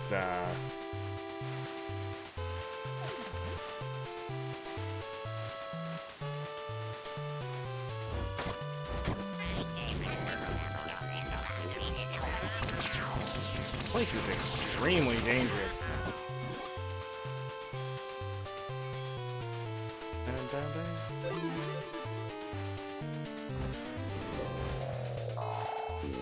There's a lot of secrets here. A lot. Now, I'll be honest, these clouds aren't much better than doing this normally. But if you have a problem with timing and things like that, then maybe so.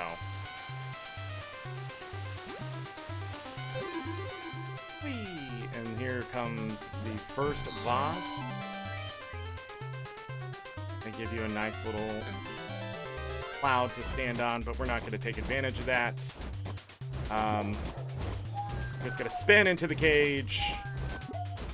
Keep running into it, just moving our camera to make sure we're not going to move too far one way or the other. And if I just stand here and it does that, that's just free.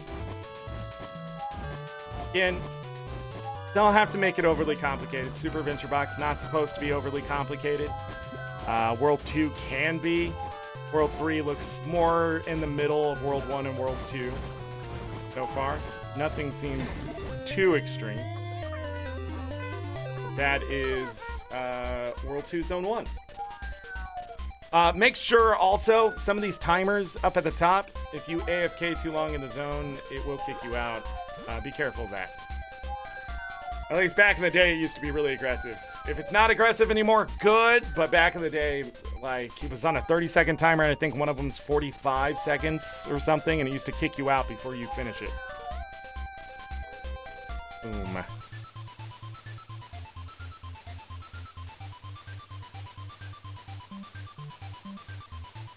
Bum, bum, bum, bum, bum. Bum, bum, bum. Let's go. Bum. Where are the clouds? Oh, God! Okay, don't do that. Yeah. Is this the first cloud?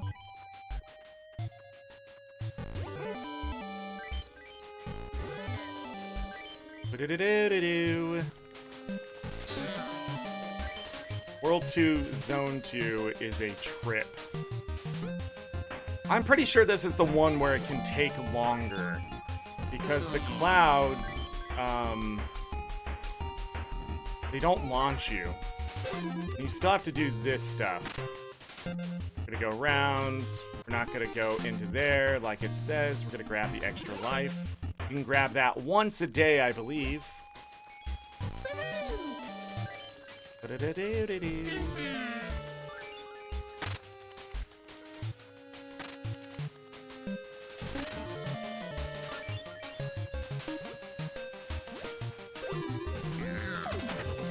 there's a cloud there.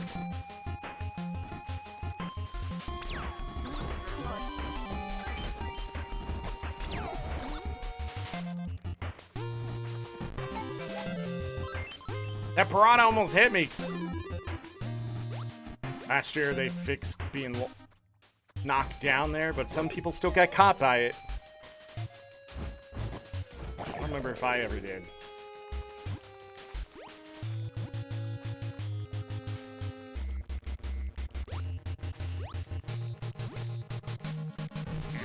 Or you could just jump up there, but I'm losing my mind. Yeah, here you can take the shortcut eagle. There are a couple shortcuts we can take. And taking the shortcut depends on what you got to do that day for dailies. I guess I probably should look at that, but I'm going to show everything off the best I can. Too many. Die! Got him.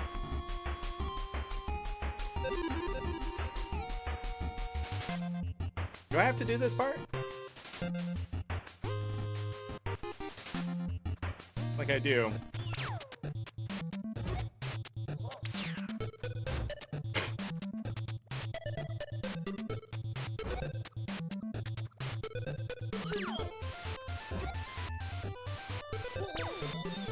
What is happening here? Is this guy still broken?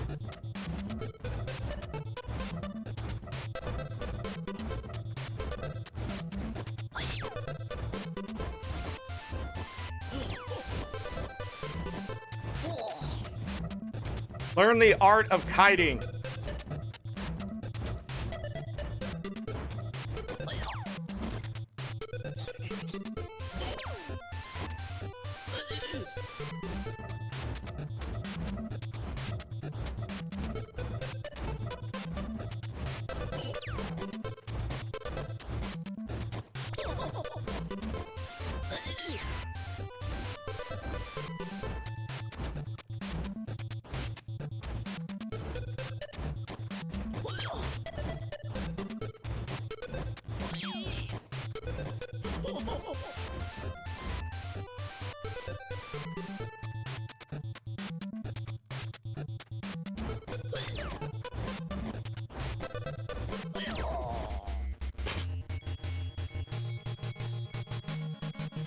You're gonna need that glove to beat World 2, by the way.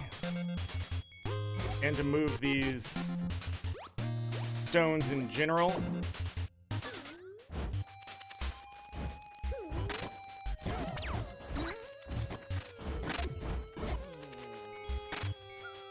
Actually got the baubles. Rarity. We don't want to go that way. Guess it's a one-shot kill. Gotta go!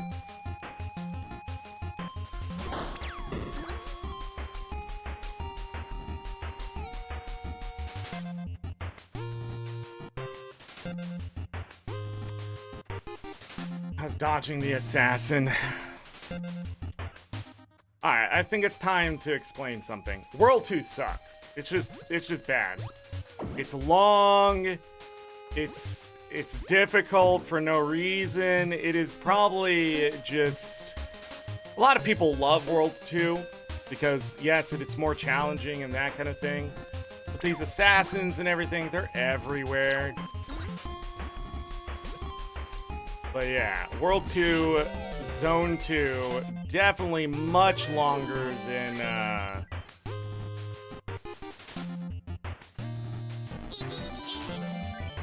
all these off. Much longer than what it is normally. So you have to use the glove to hit this gong. If you cannot do it in your party with multiple people at the same time, one person just has to get this to work. Right? And then it knocks down the bridge over there. So by doing it with one person, you can do that, hit this checkpoint, or already have the checkpoint hit, and then have everybody coming back inside. And then it's ready to go. So you don't have to waste your time, you know, doing all that. And the only reason in this mode you have to fight the glove guy is to make sure you get the glove so you can continue on with World 2. If you're having a problem beating the glove guy, do not fret. Just practice, because you're going to have that ability when you go fight the end boss of World War what? World 2 Zone 2. Jesus, what? Why is tacking so hard? See what I mean? Doesn't work, man. I give up. So this is much of the same.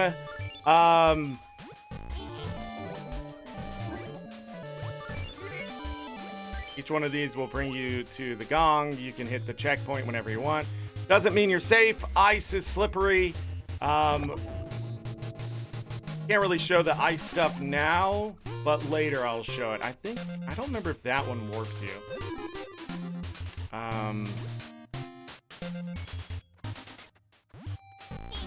This is to help you get up here. None of these clouds are that helpful.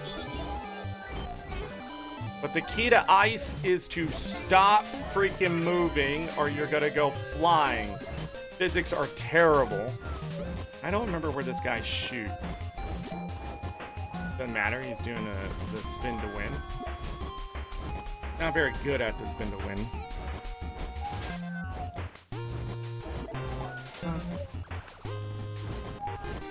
that's it. That's all Super Adventure Box really is. It's sort of learning the little tricks.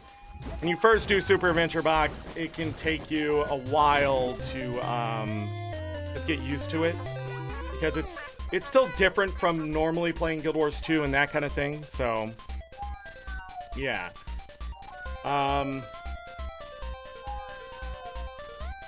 There's Zone 2, World 2, Zone 2. And now we go to World 2, Zone 3, which is about the same as normal. Playing World 2, Zone 2 in normal will take less time because I don't have to fight that idiot sitting in the middle of the map.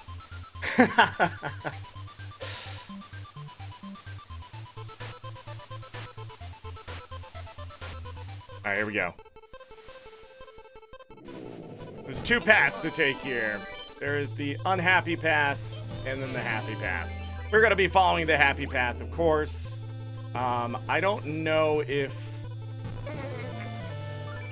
this will affect me at all. Not hitting the clouds, so you're going to see me hit the clouds. This wants us to go up. Really talked about the bee owls there, the hornet owls. What do you call them? Go ahead and grab those tin baubles. Actually part of the normal route.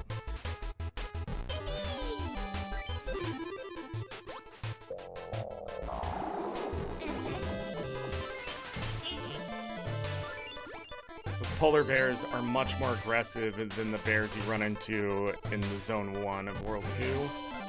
Be careful. That slam, though, is the same thing a Yeti's going to use. You need to go in there and you need to buy the torch or candle. I forget which one works. I think both of them do. But, like the waterfall is gone. You can just come in here. We do not want to land on our face here in normal mode, so you're going to see me pause for a moment there in normal as well. It's just muscle memory was there. Because if you land on your face down there and there's a banana, they're going to freeze you, and then you're going to be in a world of hurt. So what you do is you just bounce up, land back on your feet, then drop down so you don't land on your face. Part right here is much slower than in other things. Also, they really love making you skip checkpoints in the exploration mode. It's scary to me. But the route I will take is the fastest. It is not the true route in World 2, because in World 2, they added all these portals and things like that later to speed it up. It used to take 45 minutes alone to beat World 2 Zone 2 on a normal run. You used to have to do all of this. All of it. You don't have to do this part in exploration, so that saves a little bit of time. There's the ooze farmer, if you're bringing the ooze to him.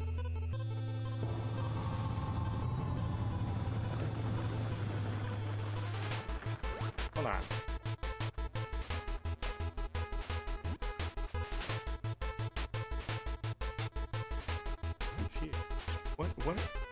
What brings me to this one?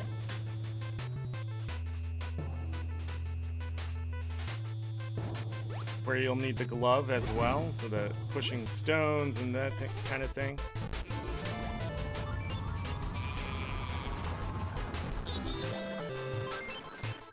Oh, that one, that's right.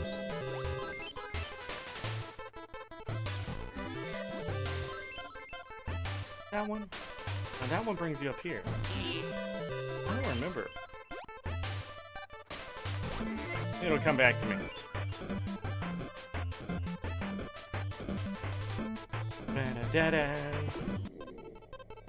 Alright, we gotta face the Yeti.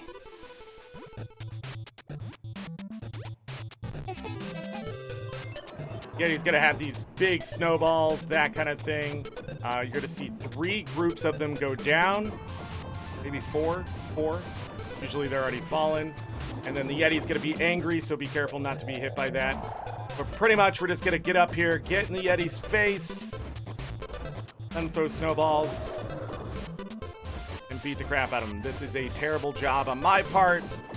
I need to get the frick out of here. But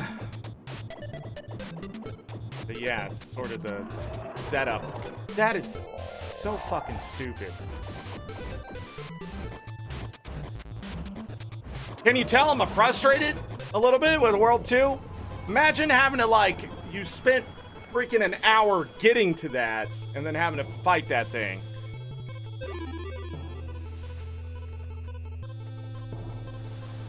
And then you go from that directly to the end boss, where these clouds are going to get in the freaking way.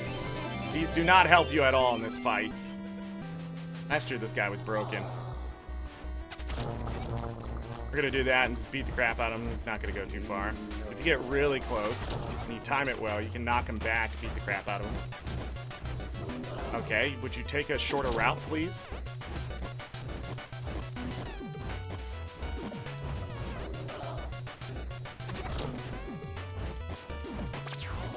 At 50%, he changes tactics where he's going to hunt you down. You just want to take your time backing up.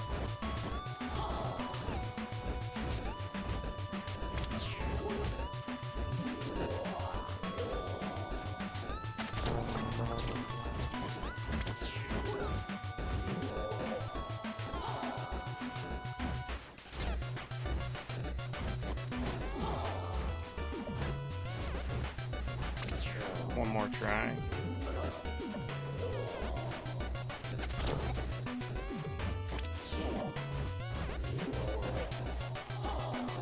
Gonna hit him one more time. Gonna pop up in the middle here, and we're gonna get the actual battle going.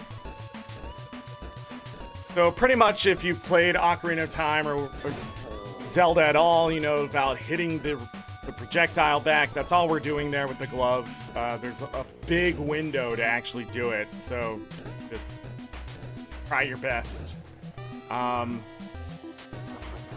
So pretty much we have to fight these lightning balls that are going to appear. I'm going to run in a circle and sort of just damage the ones that will come right after me. Some of them are going to get stuck and die on their own. We're going to have 2 rounds of these. And then we're going to jump to the outside. The lightning ball will follow you out, so just keep attacking. He'll do this big attack. There will be this electrical charge that's sitting here. The dragon is going to go down. You're going to wait a moment until you don't see the dragon anymore, and then we're just going to jump to a different one, and he's going to come up and do that. Electrical storm will disappear. Jump to the middle. The cloud almost screwed me. And then we're going to beat the crap out of the dragon. You're going to watch its health drop under 50%. If you have more than one person with the nunchucks, aka the chain stick, or whatever they call them, you will beat this guy in one hit. Other than that, you'll get to about 14, 17%. And then we do it again. But yeah, if you have another person with the... I forget what this weapon is called. I think it's called a chain stick.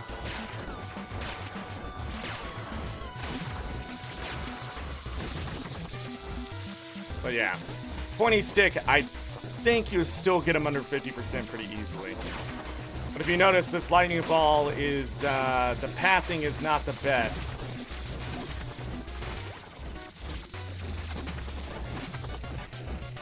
Usually get damaged by the lightning ball. And then he'll go down. Usually if I can find them when they're like this, it's really easy. We're just gonna wait. Gone. Jump to this one. Easy. Jump to the middle, dodge the cloud so you don't fall in between, and we're just gonna finish this off. Boom. GG, grab your heart if you need that. I don't remember if it happens in exploration mode. I think so. Heart, I think, might be over here. But, yeah. We'll have to wait about 40 seconds here. 45 seconds, something like that, after you beat them. You'll see with some parties, if you're doing looking for group, they'll start a dig party here where they'll all start using their shovels. I have the upgraded shovel, some people don't, but what we're looking for is to get some baubles while we wait. Kill the rabbits if you see them. Sometimes you can get a good extra 20, 30 baubles here.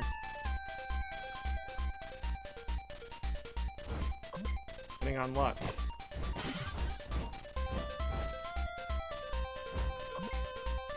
You'll also see some people slash GG right at that moment. That's because they will spawn at the bottom of the bonus stage to get the bonus stage to happen faster. The more people do it, the better, because you're going to see why. But yeah, the robbers will spawn a little earlier, so you can immediately beat them up. They will try to steal a bauble from you.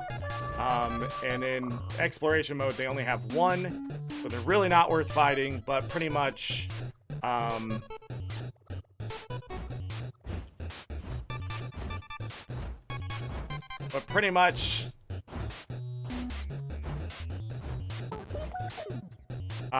if you can hit them, they can steal from you. But you're gonna get 10 baubles to drop from them in normal mode, and it's a bunch of baubles, and it's great, and it's wonderful, and that kind of thing. You want to beat like 80 of them. As many robbers as you can beat, and you want to try to bring them towards the middle. Don't run to the outside too much unless you think it's gonna be a better farm, but yeah.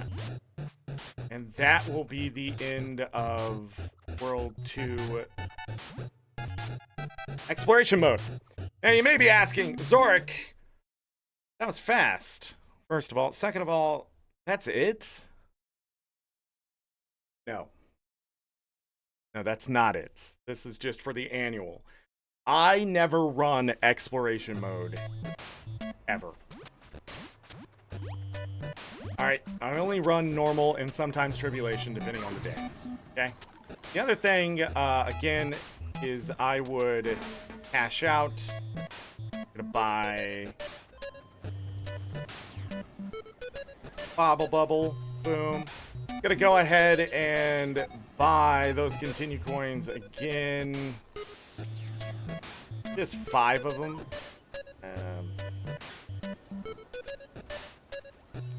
Maybe I'll just keep 14. So now, let's see what a real route looks like. And I sort of want to look at the dailies now, just in case. Environmental Science 101. That's going to be done automatically. Ooze Transportation 102, okay. Interior Design 103. These two right here, really easy to do. I need 3 of them. Extracurricular activities, what was that? Oh, so by beating the stages, that's what gave me that one, which counts towards your overall coursework, which completing this will give you a box of super adventure goods, and then doing it every so many days will give you the crimson coins, I think. Don't hold me to that. Let's do normal mode, and let's actually farm baubles and see the full effect of this. I'm gonna run to this guy right here. I'm gonna say Zone 1. What a noob.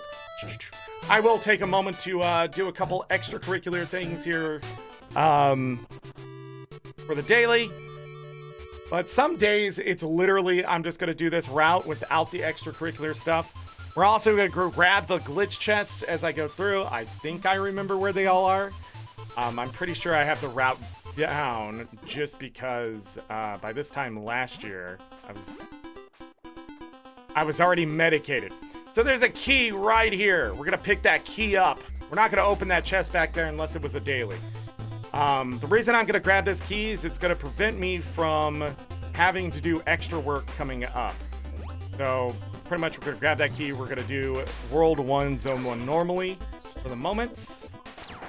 Up until first checkpoint here. Boom. So we have this key, we have the checkpoint. I can still kill things because I'm a master at my domain, aka this festival. Then I'm gonna run up the hill.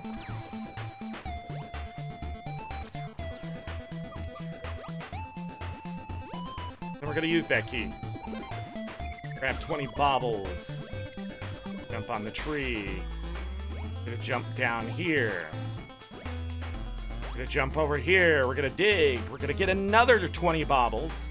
And we may get an extra bauble, so make sure you're paying attention. Then I'm gonna try to dodge jump right here. Didn't get it. Didn't get it. I have to go back up and do it the normal way. But since I have to do that, might as well do this. Oh, that was the mega bomb. But it has charges now! Great. And terrible all at the same time. So that's gonna be another, what, 20 baubles?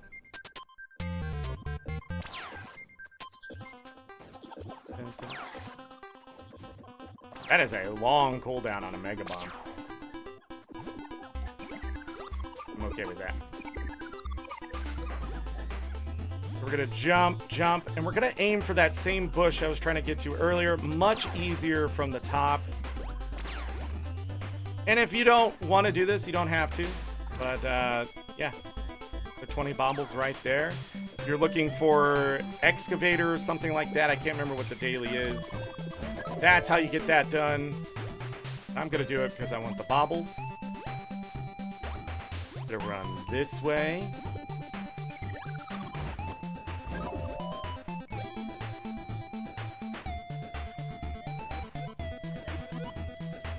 You're gonna see these B-Dogs come down. We're gonna ignore them. You can beat them up if you want, but pretty much I am just gonna take a hard right.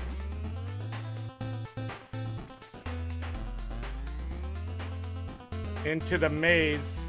Did I just get lost? Yes. I just got lost because there's Monkey. I turned too early. This part gave me problems last year. That's because I didn't turn my camera all the way like this. Bird's eye view. So pretty much what I'm gonna do is grab that bauble. Grab that bauble. Run up here, kill Monkey. And then what I would do is hit this, follow it up, that kind of thing. But we have a daily today, so I'm gonna go take care of that. There's no easy way to do this daily. Don't pretend, don't get in your mind that somehow there's an easier way to do it. Also, this is where you pick up the slime if you want to do a slime. Or the daily slime, perfect time to grab it. But pretty much I have to beat this Queen Bee. Queen Bee is annoying. Queen Bee do things like this. Queen Bee do things like that.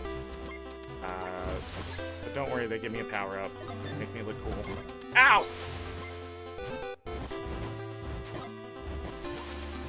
You pretty much just have to dodge out of the way, no matter what the attack is, like so. It's a bigger range than what the game is going to tell you, so just be careful.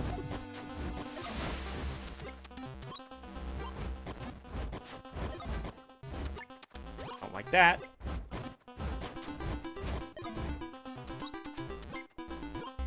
By the way, the Queen Bee-Dog here will not follow a dodge as well as you just running in a circle. So, pretty much 10 baubles. Now, if you could have someone distract the Queen Bee while other people destroy the honeycomb, you're in business. But pretty much the honeycomb here is going to drop a bunch of baubles you're going to pick up. It's your environmental science. If it's a zone 2, there's going to be a stump with raccoons. Not my favorite daily when you're stuck with a lot of Zone 2 stuff. Or World 2, excuse me. World 2 stuff, just not as fun. But environmental science, you're also going to earn some extra baubles that way if you need them. And then I'm going to go all the way back over here. Sometimes I throw a bomb. But in World 1, Zone 1, that's not going to be necessary.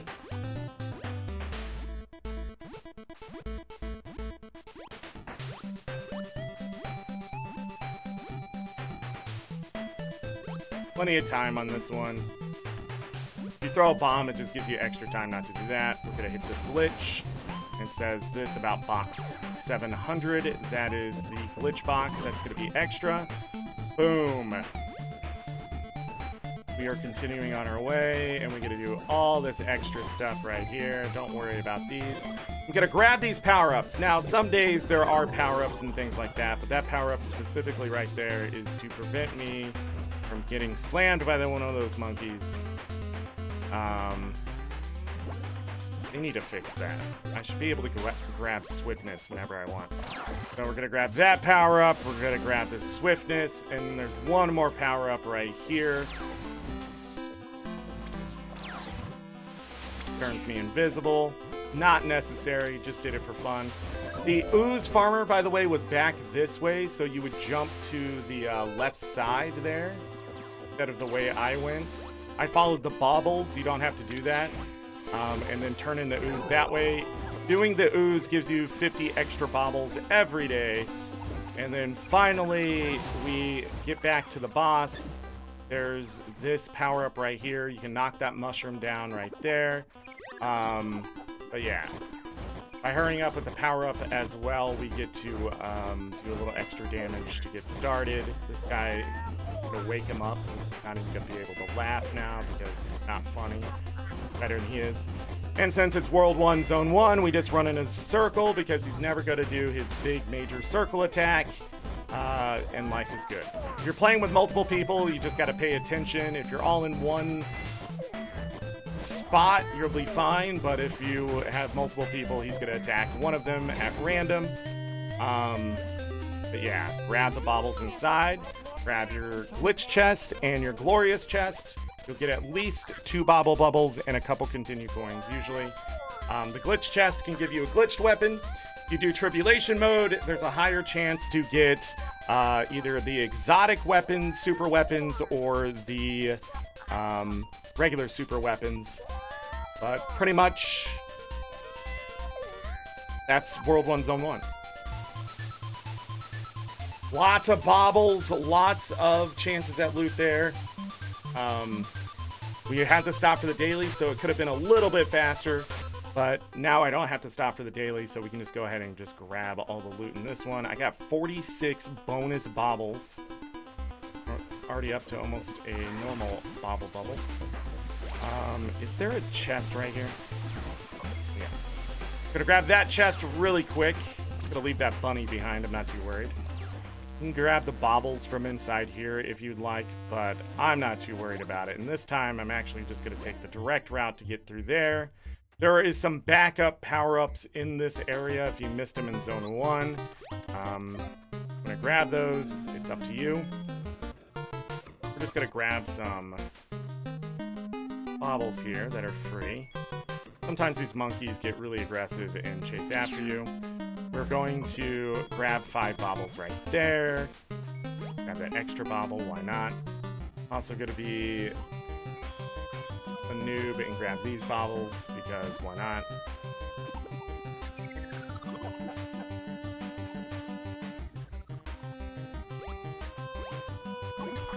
Here.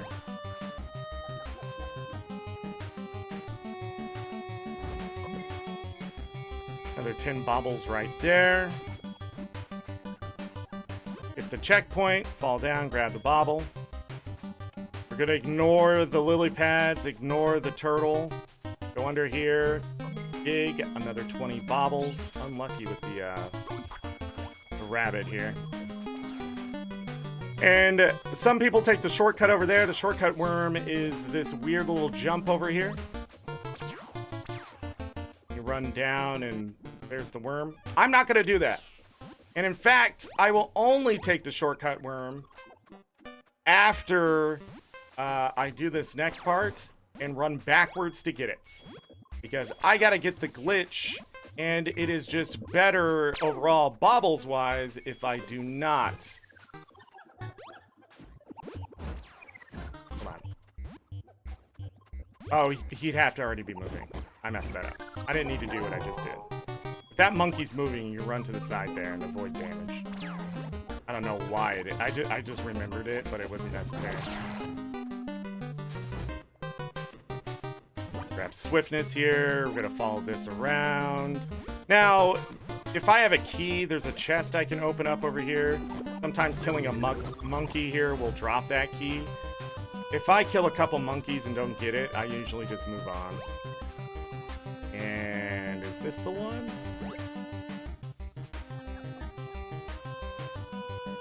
Yes. Which one is that? Is that for something else? I don't remember. Almost fell. That would have been embarrassing. But the chest is right below me here. If you have a key, you'll have to jump down and reset yourself. But I forgot the whole reason why I was doing most of Oh, because we're going over here. So here's the checkpoint. Below me here is a mushroom we're going to knock down. I'm not worried about that checkpoint just yet. In fact, I don't even want to hit it. I'm going to kill this monkey because... Do that, monkey. Got to get our bombs out. And since mega bombs are free, I'm going to throw one of those and we're going to go inside this cave. This cave is going to have a quick 25 baubles. Boom, boom, boom. And then we're going to use this bounce mushroom. No, we're not. We are going to now run all the way this way. Almost forgot a second time. There's going to be some monkeys over here, and we're going to clear them out just so I can. Of course, grab the baubles. Why not? Going to sneak in this back area. Now, if you follow the bee dogs, they will lead you back here to this queen bee. Queen bee is not what I care about, but you can get your environmental 102 done there. I got the jump and didn't think I got it. But pretty much going to go all the way up here and dig this spot really quickly. Boom, for 50 baubles. Amazing. Now, if you have to do environmental science or whatever, you know, there it is. Have those baubles too. But we're done with all that nonsense, and now we get to run all the way back to where this shop was over here. I don't remember what's in these shops, anything like that, so if you're a newer player, you're gonna have to explore, learn that stuff on your own. This is also where you pick up the ooze if you need that or want to do it. I usually don't do this zone's ooze, but what I want to do is bounce up top like I did last time, but I didn't do it this time. I'm going to dig up this chest for another 20 baubles because we're cool like that. And we're going to drop down here. Here is also where you can drain the water by throwing a bomb. I don't think I got it. I don't know if a mega bomb can get it from there. But what this will do is prevent you from having to deal with that. There's a shopkeeper over there. Furniture coins down there. I'm not going to collect furniture coins. I don't even know if I got rid of them last year, and my guild definitely doesn't need any more. We're going to bounce up, bounce up. We're going to see another red crystal. We're going to throw a bomb because there is no time to waste here. Ooh. I don't know how I didn't get that last jump, but maybe I'm drunk. I'll try it again. Bounce, bounce. Come over here. Throw the bomb. Jump, jump, jump, jump. Did I try to aim for that? That's silly. Yeah, there's no time. So I throw the bomb. Then we're going to go up here.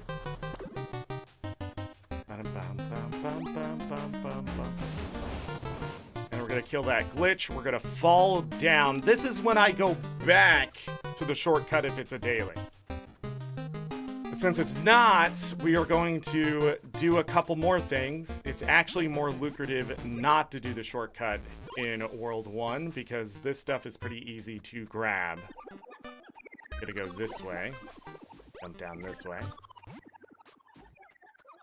Follow this to the left side.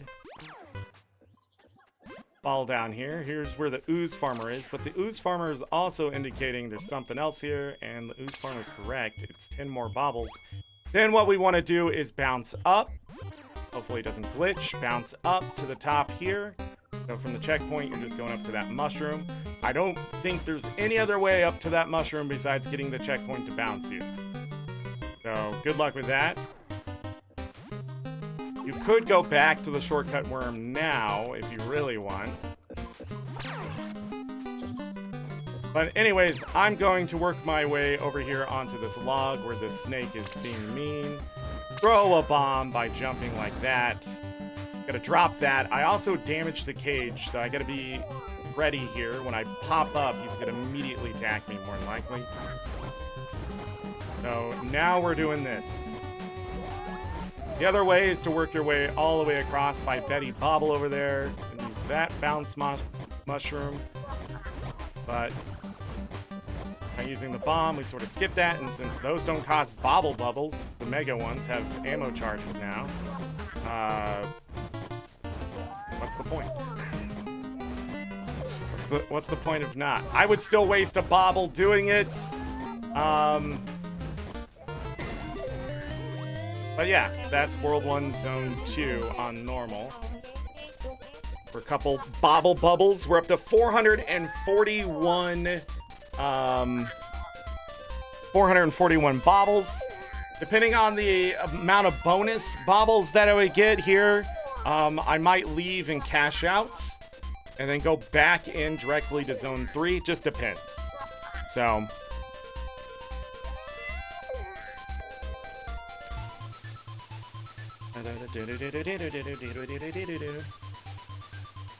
Man, Super Adventure Box is so much fun.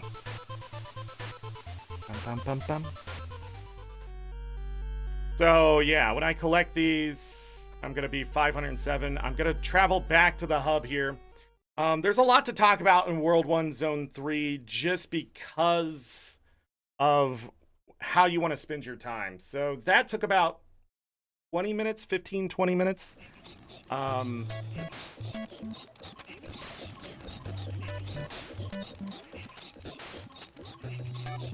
a couple of whispers there. Let me, this guy. This one. We're just gonna buy those bobble bubbles. Sort of like not having to spend bobbles now. It saves a few, but it's interesting thing. But since I've already beat 1 and 2, well, since I've already beat all this, but if you beat 1 and 2, you can go back to 3, I'm pretty sure.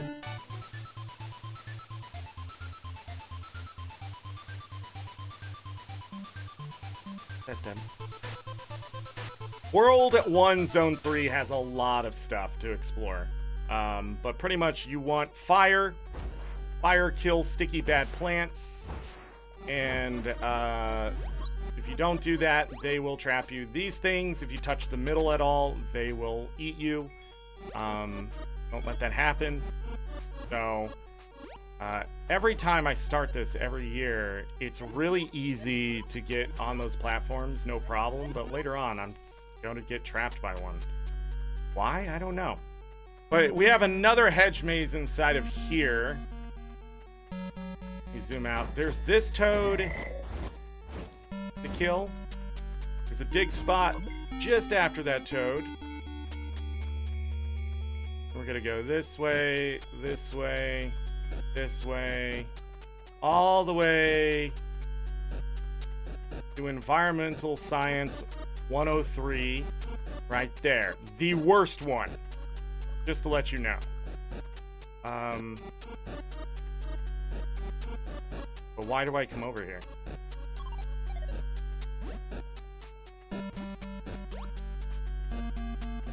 Oh, the dig spot, I was like, why am I doing this? 50 bobbles, Zorric. 50 freaking bobbles. We're gonna grab those 50 bobbles. Burn those plants. I'm not gonna worry about that checkpoint. Now, if you have to get so many dig spots, to get it done for, I believe, World 1, you just have to get 3 of them. This would be your 3rd one right here. Pretty simple to get. I would not jump across those platforms. I'd risk it with the toads. It's just faster to run. But we're gonna bounce here. Now we're gonna go off the deep end. We're going to run this way. Run this way. We're gonna bounce up top. Oh, I got it. Speedrun strats. Pretty much just gonna run over here. Gonna get our fire ready by getting rid of that one. Don't worry about this one. Just jump around it. Dodge through the monkey. If it starts running at you, you'll have to dodge or it'll hit you. Get the frog. Frog not a big worry. This monkey gonna get mad. We're just gonna dodge through. We're gonna run all the way down here. Going to jump across that ladder. That's gonna cut off that monkey. That's gonna cut off the other monkey. The frog is gonna try to be mean. This is where you pick up your ooze if you want to do that. We're not doing that. What we're doing is taking the high road.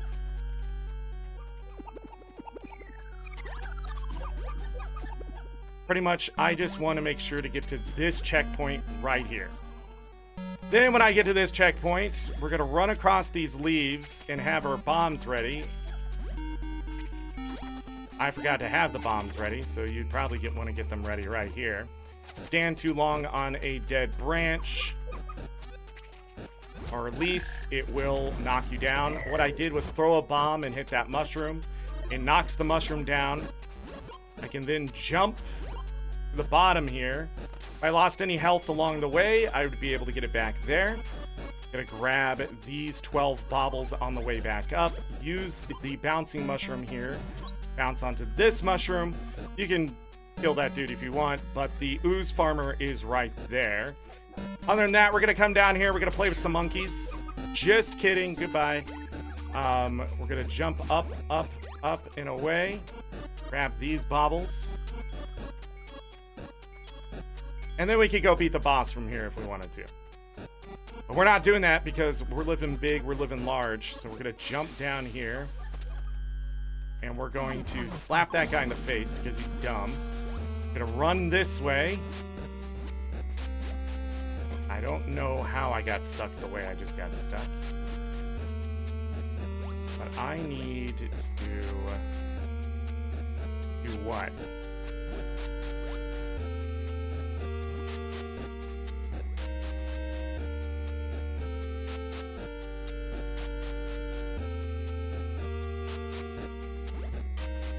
How do I get up there?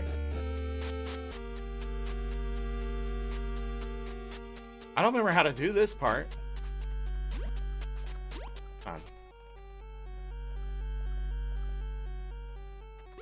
Do I need to go up here? To here? This looks right. Yeah, to here. Because I went too far. We're going to take these bouncing mushrooms all the way up the best we can. Be very careful not to fall down. Take your time. Sometimes the mushroom don't bounce you. Sometimes it looks really weird. Sometimes you don't feel like you're being bounced. But all we're doing is using these bouncing mushrooms to get up here to where this 5 is. Yeah, this is really messy, but that's because I'm being a little bit of a coward here. I'm afraid I'm gonna miss the thing, but this is where the glitch is. Now, there's a red thing down here. You can climb up, or you can just throw a bomb. Jump, throw a bomb, boom, done. Don't make it overly complicated. If you have a key from a monkey and you carried it all the way up here and did all your things, you could grab this chest right here. You would jump down. There's the bauble. You can get a key here, so if you fight the monkeys and that kind of thing, sometimes they drop a key. I'm surprised that monkey didn't hit me. But yeah, rarely does that work. The other thing is, you want to kill this toad right here if you have friends, because it will kill your friends. And King Toad will have health based on the number of people who initiate the fight. So if you are one person and you initiate the fight, and 4 people join, it will not have the health to survive 1 round, so you just do this. The other 4 people have joined, they're jumping down, they'll join you with the damage here. So instead of stopping at the 45-50% that it's going to here, it would just die, more than likely. So King Toad's looking that way. Let's see what happens. Belly flop, belly flop. We're just gonna walk out here with the jewel. I don't know why I'm suddenly being stuck in the ground, but it's gonna turn his head and cough. Oop. And then we just damage. Sometimes you have to go 3 rounds, whatever, but again, lucking out today. We'll see if that luck holds up for the next 3 weeks. And that is World 1, Zone 3. Grab both chests. So what I'm getting here is those continue coins. So that's 10 baubles. You get some extra baubles by converting those over if you have the endless one. I'm going to get those fancy furniture coins no matter what. So yeah, I'm going to have to turn those in somewhere. And yeah, your bauble bubbles. Get 2 of those. So we got 6 bobble bubbles. The bonus will give you 7. We got at least 6 more continue coins, so that's 60 extra bobble bubbles or whatever amount of continue coins we actually got. I'm trying to think what else you get. You convert 2 more. I think you get 2 more bobble bubbles from converting your bobbles over. So that's 14 right there.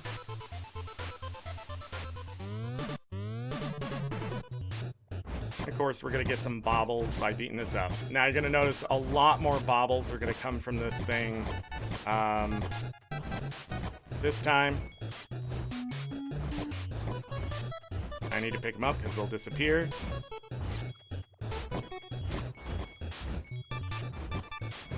I don't like the minecart as much as I like the robbers, because the robbers, it's all consolidated. These bobbles go a little too far for my tastes. I want to keep up the bonus game and collect them all.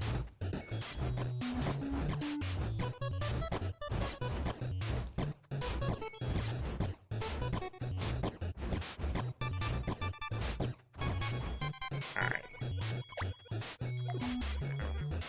I will use the continue coins to now get any extra bobble bubbles. And do we have time for World 2? I have to move a little fast, so I just got a bobble this time for finishing this. But yeah, the other thing you can do is go back to the hub if you don't want to do this jump here, and I'll probably show it in World 2. So as soon as you get all your bonus stuff, you're free to leave the zone. Make sure you get your bonus stuff, because if you leave early, you don't get nothing. I hate all the hurry up and wait at the end of zones. But it is what it is. So what I do is I come over here. I'm going to buy 2 continues worth of bobbles and then convert over to a bobble bubble. And then, you know, that's it. I have 9 bobbles to spare. I'm going to bring this over here. More than likely, I'm not going to clear this inventory. There's also a special here of complete the annual World 1 Classic achievement. There is 35 days. Okay. The Super Adventure Box Nostalgia achievement. So that's the finishing the annual, which I have 3 out of the 4. We're about to get the 4th one for World 2. Complete any zone in Super Adventure Box 16 times.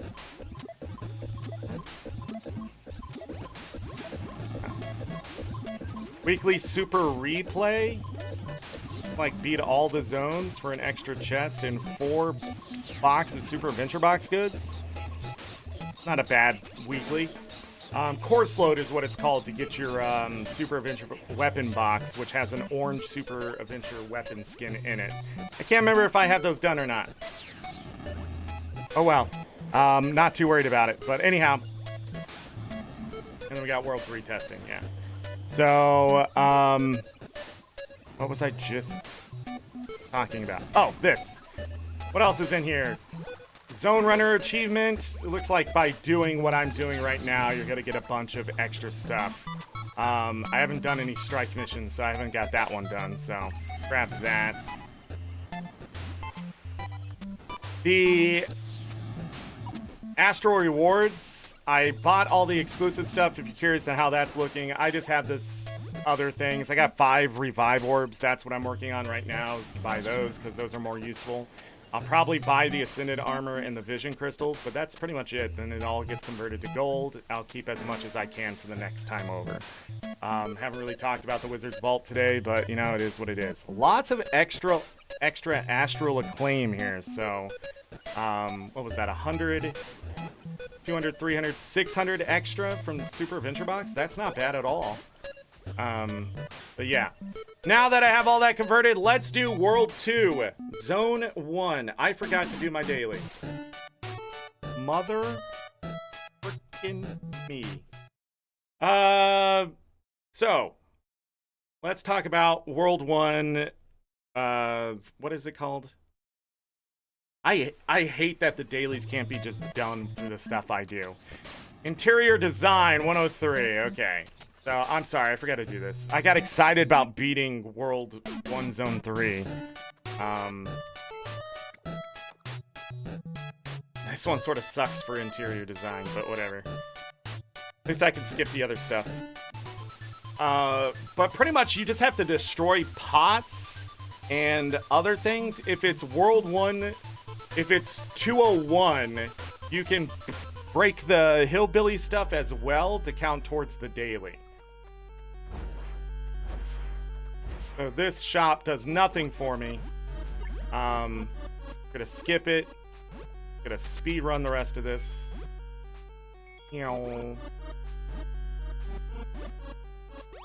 Now, all those extra baubles and stuff that I farmed up, if I don't want to do that, I don't have to. I could literally just beat the zone. Alright, where's the first merchant? Wow, it bounced me out into the water?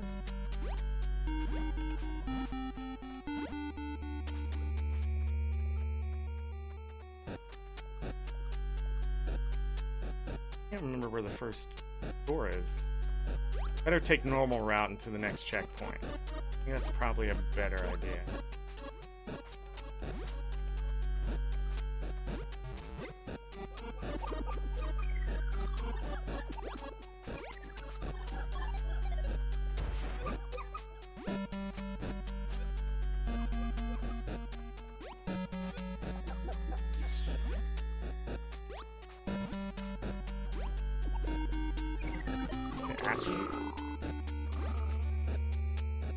Oh, is it down below?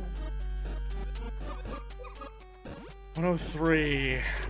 We're getting the fast one for this one.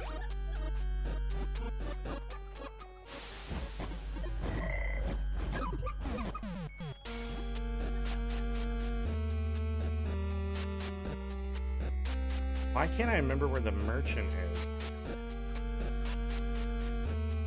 I think you carry on normally.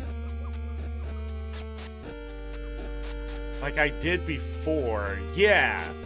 So you just do this normally. Up here, the dry leaves. But where I messed up is...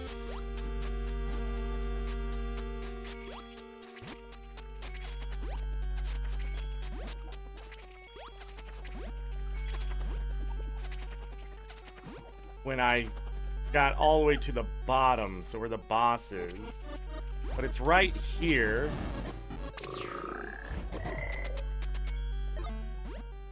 I think. We go down, we come back up, we get launched back up. Don't worry about monkey. Leave me alone, monkeys. I don't know you. And then we go... there? Yeah. Not enough. It's not going to be enough for a party because it's shared. Dumb. Well, it's not shared as a daily, but the instruction is shared. So I should have come in here first. I don't think it's enough.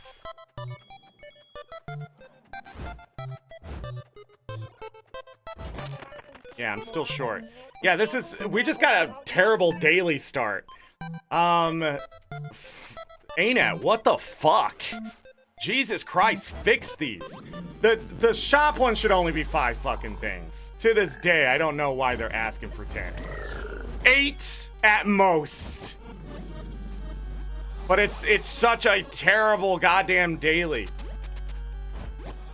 Especially when you're playing with other people. Like... ArenaNet, no! Stop! Boo! Terrible. This shop, I think, maybe has enough on its own. I'm not sure. But interior design, definitely they're asking for a lot from the players. So, I don't know why. I don't know why. But look how much work just went into that. Not worth it at all. Daily's done, though. I'm pretty sure. Did I get it done some other way? Didn't really pay attention, did I? Okay. Back to the hub. Let me double check this. Environmental science, interior design. Yeah, that was it. Then... Wait. Did I finish interior design? What? Wait, what happened? Did I finish that? No, I didn't finish the daily. Oh, Adventuring 102. I only needed to do 2 of them. What a doofus. I didn't need to go do that at all. Yeah, that one sucks. Adventuring whatever is what I wanted. Anyways, I just did that to show you, I guess. Oh, no, the other way. World 2. I have time to show you the first 2 zones. For sure. And I have to go, because I have to go get my dogs. And we're going to have another Super Adventure Box day. I should have started earlier, at noon, because I was ready to go, but then I decided to do some extra stuff, like the thumbnail. And read through the patch notes and talk to people. How dare I have a life? Alright, so World 2 sucks, okay? World 2 sucks. Depending on the daily, it doesn't have to suck as much, but it still sucks. If the dailies are a lot of World 2 stuff, then it can definitely suck. But have I said that World 2 sucks? Because it does. So pretty much, we're going to get this swiftness here. We're going to launch ourselves to this rock. Can you make it across there? Yes, I've heard stories. But pretty much, we need to attack before we even jump sometimes to make these jumps. But also, you get put into combat now, so you're slower when you're damaging something. So be very careful not to fall in the water by hitting something and losing your momentum. Why that's a thing, I don't know. But the slowdown during combat makes it a lot harder here.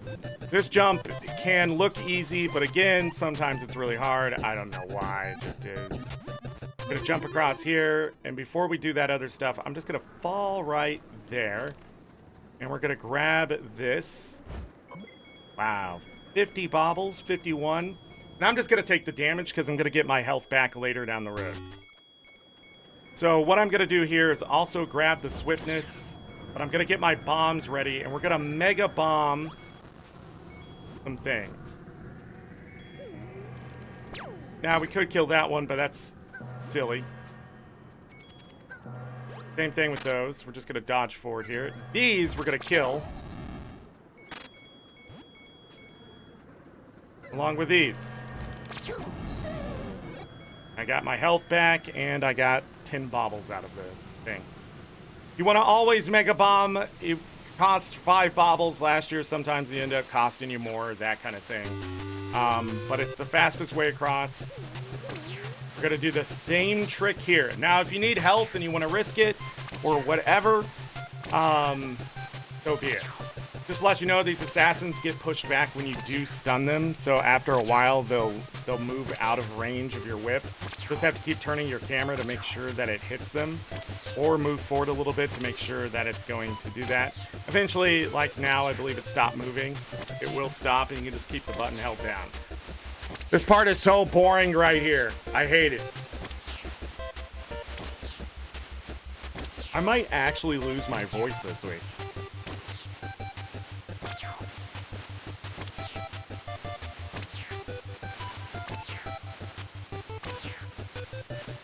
Yesterday, during Stardew Valley, I think I was losing my voice. I decided to yell today. That was a bad idea. Lots of talking. Everybody okay out there? I haven't seen anyone say anything for like an hour and a half. When there's no dailies, I can just run through this, can't I? Okay. So we're gonna do this. We're gonna put bombs on. I'm gonna fall down here. You're gonna be like, Zorric, why are you falling down? And then I'm gonna throw a bomb, hit that alligator. Do that now, and I just go because it's faster. Ish. We're gonna ignore that bear right there. I'm gonna come up to this toad, say, what's up? Sometimes I throw a bomb to get rid of him. 3 mega bombs. It might be worth it. This is another place where if you're in combat, when you're doing things, it can end up being bad. You want to kill that toad right there, or you're going to be in a bad way. Piranha, you just want to jump in between them. Yeah, we got the boost. You won't always get the boost there, so just to let you know, we're going to let that Piranha do its thing. Cool. Awesome. More Piranha. Not on a good bit of RNG here. Or pattern. What am I trying to say? Doesn't matter. Knock the turtle down, do a little bit of that, and we're going to be right across here. Yeah, it's that easy. That easy. If you have the same thing I did for 103 for 201, it's right there. Now we get to go on a little bit of a trip. I'm going to do this.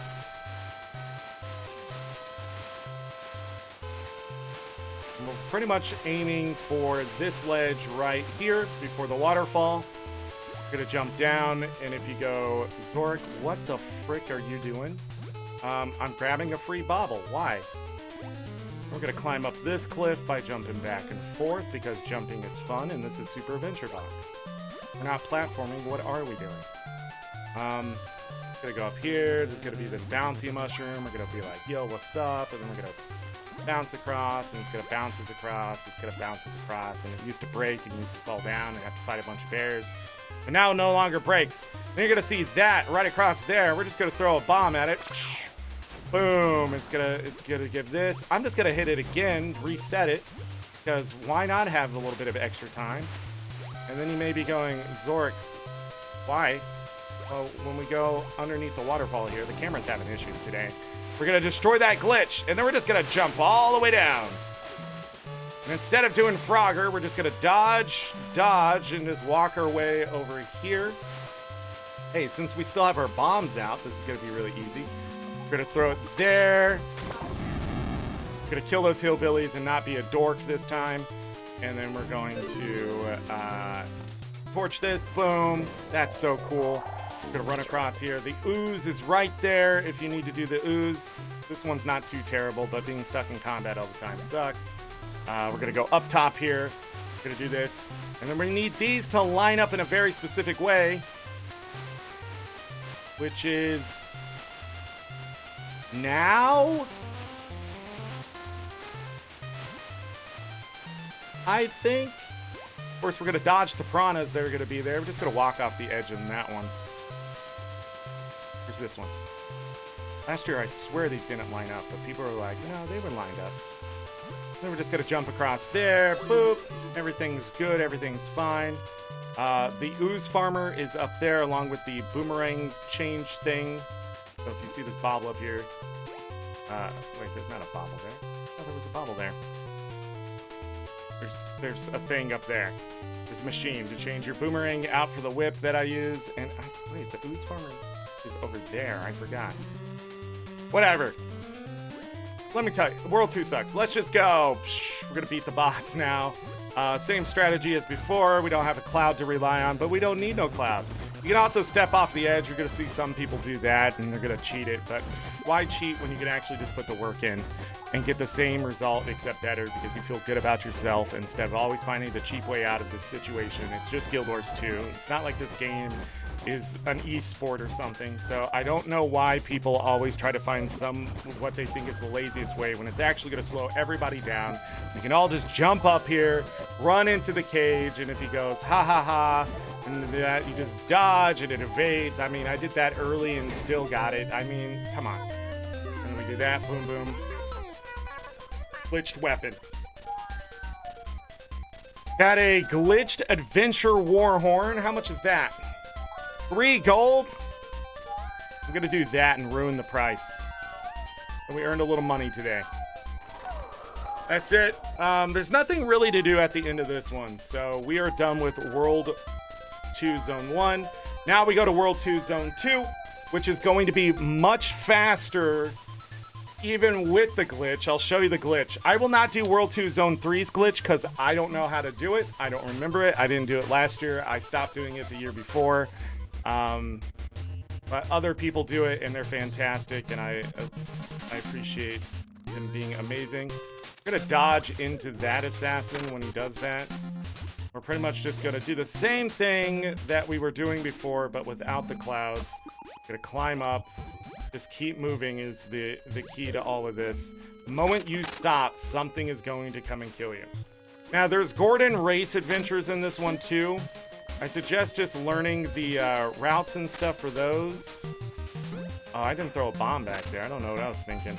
Like, why is that guy attacking me? Oh, because he's not dead. But anyhow, there's Gordon adventures that make you like have to speed run some of this and that kind of thing. I wouldn't worry about it until you get used to the level a bit. Just gonna dodge through that assassin. But if you notice, that extra life isn't here now because we had grabbed it for the day, but we're 1 up. For this part right here, you can dodge jump if you're good enough, and skip. If not, you can take the long way around by going on the right side there. There's also this down here if you want to use an invisibility thing that you won't have a lot of time for, but it'll help keep this assassin off of you, but it won't stop the piranhas. In fact, I'd say it's not worth it because those piranhas see you anyways. What we're gonna do to fight these assassins is run in a circle, still get hit because they get to hit you as they run around. I'm gonna grab a piranha here. We're gonna bounce up. We're gonna bounce up again. We're gonna feed the Octorok, get knocked down for some stupid reason. Grab that piranha right there. Bounce up. Bounce up again. If you're like, how are you grabbing that piranha? You pretty much just hit it. And this is much easier with 1 player versus 5 because you have to do 5 times the piranhas. Why? I don't know. I wasn't there back when they invented this little super adventure box, but it should definitely take less work with more people. But anyhow, this lets us get over that. Go up here, and then I'm gonna kill this assassin, hope for some health because the next jump sucks. Didn't get it. Toad. Nope, more bottles. Alright, so right here is the shortcut jump. I've told you can make this jump really easily with the normal jump. I can't do it. I'm gonna try dodge jumping, but I dodged. I didn't get the jump. It's just some days I can get it and some days I can't. You know? And today's just gonna be a piece of shit. So getting the glitch from 2-2 is pretty easy if you jump. Okay. I don't know who you are, but just relax. You'll be fine. You'll be fine. I'm not new at this. I'm just explaining it as I go. Just watch for 5 minutes. You would have seen that I'm not doing all the exits. I'm just running through. We're just getting the eagle. Calm down. I don't know why. I don't know why. I don't know why.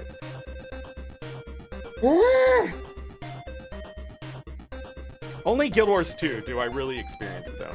There is nothing left here. I have enough time for World 2 Zone 3? I think I do.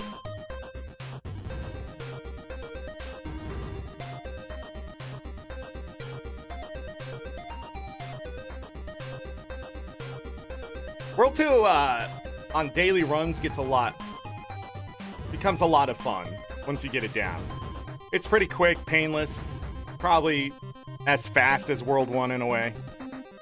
Especially if you don't grab these 2 zones glitches, it's really fast. So Zone 2 and Zone 3. But World 2, with the shortcut especially, pretty easy.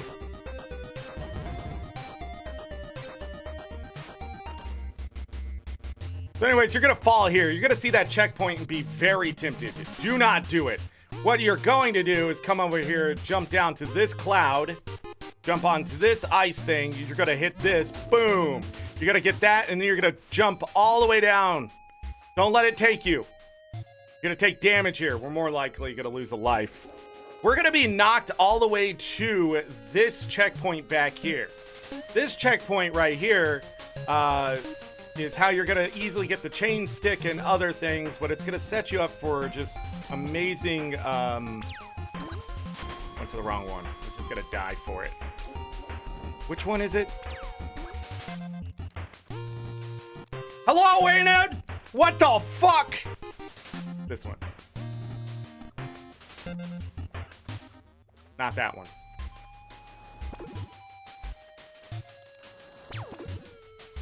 I don't know how I was so messed up last time. All right, this is gonna take us to a new checkpoint. You're gonna see these furniture coins right here. If you step on this, launch yourself up. This is the easiest way to get those furniture coins. But if you don't, you're gonna have to take a route with the clouds and jump up here. Up here, you're gonna notice this thing right there. I'm gonna jump down to that platform, take that mega bomb, hit that, and be done with it. Since mega bombs are free. And be done with it. Now, how do you get back up? You fall.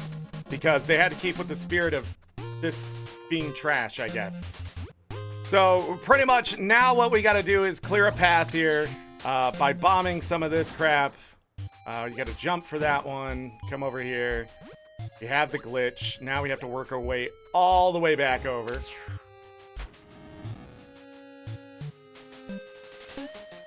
I know. Yeah, I still have time.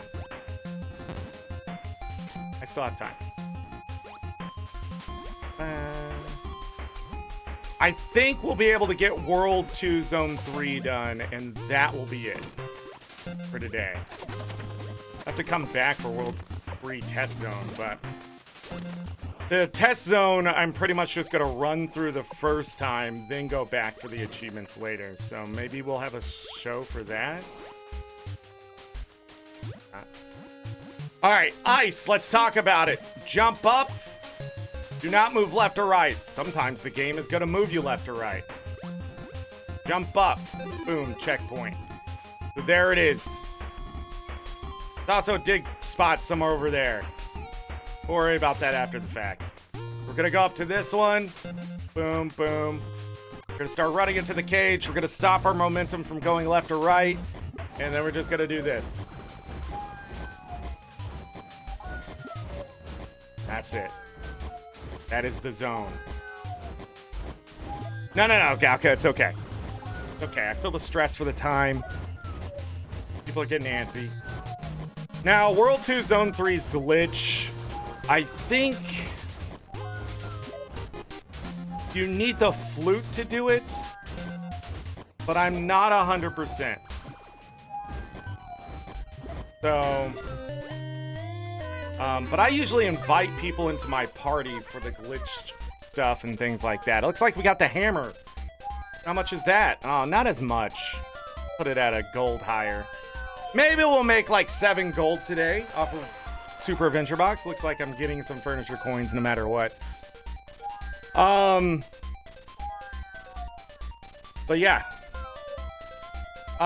In World 2, I don't think there's ever a reason for me to cash out for Bobble Bubbles, because I'm not digging up every single chest that I'm finding. Only in World 1 does it really require me to leave to get the baubles out of my hands before before Zone 3, although it gave me 72 bonus baubles.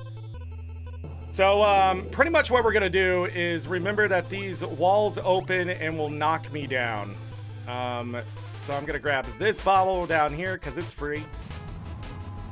Ice don't matter if you just run straight on it. I mean, you can run gay on it too, or bi, or whatever you are, but you know, I'm talking direction. You be you. We're gonna run this way. Oh, I threw the wrong bomb. Since mega bombs are free, I guess we can get an extra 10 baubles there now. Oh, that makes the route even better. Sometimes you get food or a key, which isn't as good. I remember how to get up here. This is where you can do your fashion designer. If you need health, you can also go in there. Then we need a torch here. Again, I'm gonna bounce up, fall back down. There's gonna be this banana here. You can pull your bombs back out again if you want, but I'm just gonna dodge past these guys to evade all that nonsense. There's also going to be this bonus thing here. We don't need it. We're just going to let this push us. And then we're going to run forward, grabbing these baubles. Dodge! Which is going to actually take just enough time so we don't have to worry about that wall. We're going to bounce up here. We're going to run this way. This is my favorite zone, by the way. Since that wall just went off, I'm going to risk it for the biscuit. And we're good. Up we go. This is where you would get your slime if you want to do that. Heck no. I'm going to go up this way. I'm going to go ahead and take this port all the way to the top, but I ain't no chump, so I'm going to turn around and reverse grab 16 baubles. The 1, 2, where's the last one? Right here. 3, that's 16 baubles. We're going to go back up top. If you notice where I'm sort of collecting all the extra baubles versus the other zones where I sort of just avoid everything.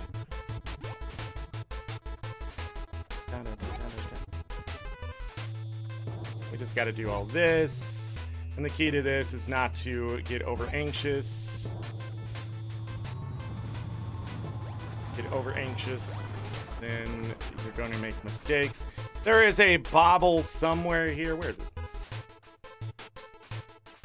Isn't there a bauble in there? Am I high? The next one? Gonna fall down here, turn around. We're gonna do this. Now we're gonna run over here. This thing is gonna push us over, and we're gonna jump backwards into this one. If you do not jump backwards into it, it may not take you immediately. Sometimes when you jump backwards into it, it doesn't take you immediately anyways. What am I doing? Shop right there. Yeah, that's the way I want to do it. You want to run through the waterfall. Well, you don't have to. I guess you could grab the thing, break the waterfall open, but why would you do that? Or you could just use the flute as well. But what I do is usually just this, because why make things complicated? Blah.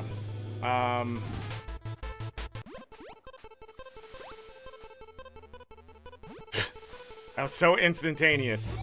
We're gonna hit this block right here. We're gonna jump. Oh, it's right here. Yeah, okay. Yeah, I'm losing my mind. That opens up that checkpoint there. That was the last checkpoint we got. It's gonna knock us all the way over here. I don't know why my camera had to turn backwards there. I didn't do that. The camera, I started moving after the camera started to turn. I was like, let me get control of my character. What's going on? And then you're gonna notice pretty much the rest of this is gonna be the same as exploration, except the pits are going to be there. There's furniture shops and things like that near here. But yeah, like I said, this guy's gonna be going. We're gonna go from the right side up and pretty much just go. And if you can do this better than I've been doing it, and just keeping the DPS going, you should be able to beat him before he gets into another round of the snowballs like I just did. Boom.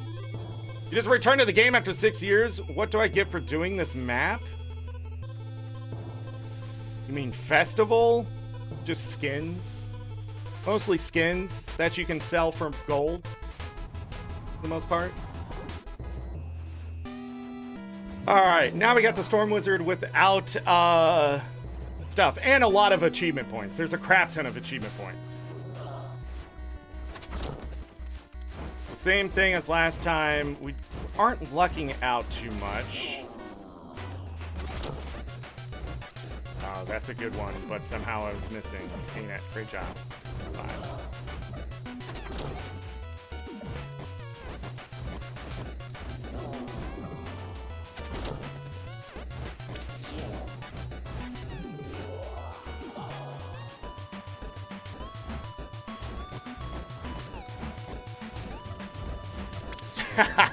He didn't do his karate chop thing. Oh my god! Could you put him further away? See how forgiving that is? Ridiculous.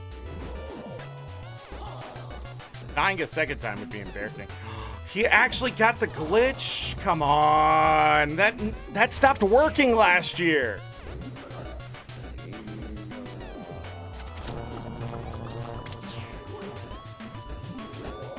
Alright, he's gonna turn into a dragon here.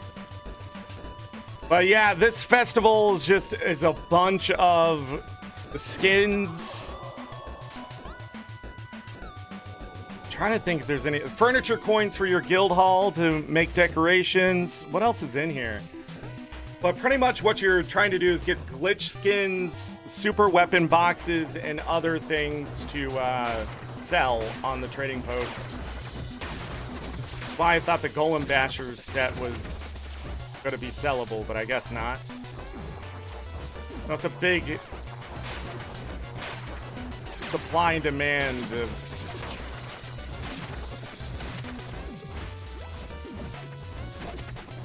alright, we're good. We're fine. Windy! Sorry, saw the weather. Ugh.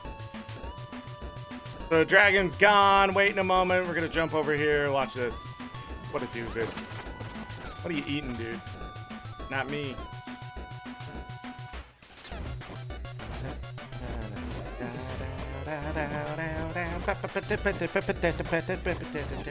Now, there are tricks to do with the elite skill and stuff like that. You can get, you know, right now I have Moto's Finger, which isn't as useful for a lot of things. You can use it to, like, kill that polar bear earlier. That was an issue, but since they gave us Mega Bombs, maybe it's not such an issue. I think that's a weird change, but they did it. Mega Bombs are extremely useful.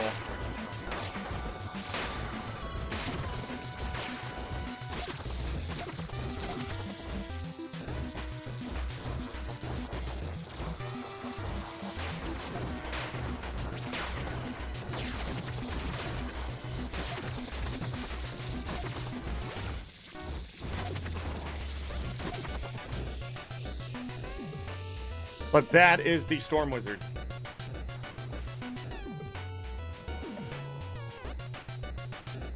Oh yeah, this is a fantastic game. And they're just a bunch of quality of life stuff. And you missed a lot of stuff. 6 years? You missed some of the best stuff, I think, that's been introduced to this game. A lot of quality of life stuff. The last 2 expansions have been pretty good. Soto, you know, I don't know. Like, I'm not gonna talk crap about Soto, but let's talk crap about Soto. I just feel like the content delivery is weird, okay? And the story, it's weird, okay? The rewards are pretty good. But End of Dragons as an expansion was really freaking good. Also extremely profitable. In-game. Probably extremely profitable for ArenaNet, but yeah.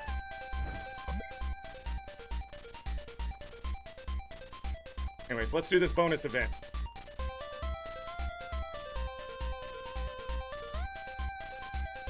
Definitely worth coming back to, I think.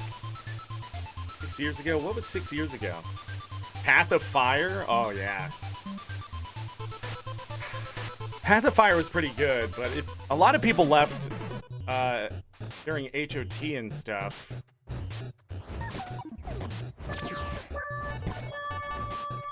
These guys are now going to drop those 10 baubles at a time. They might steal one from me. That's okay. Plus 9 baubles. I'll take it. One of them gets stuck sometimes. But when you're playing with other people, if you're just stacked together, lots of extra baubles. Also, 4 people give you 3 robbers at a time, so it's 30 baubles at a time, which is really nice.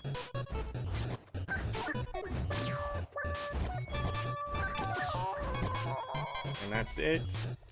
Gotta get a bauble there.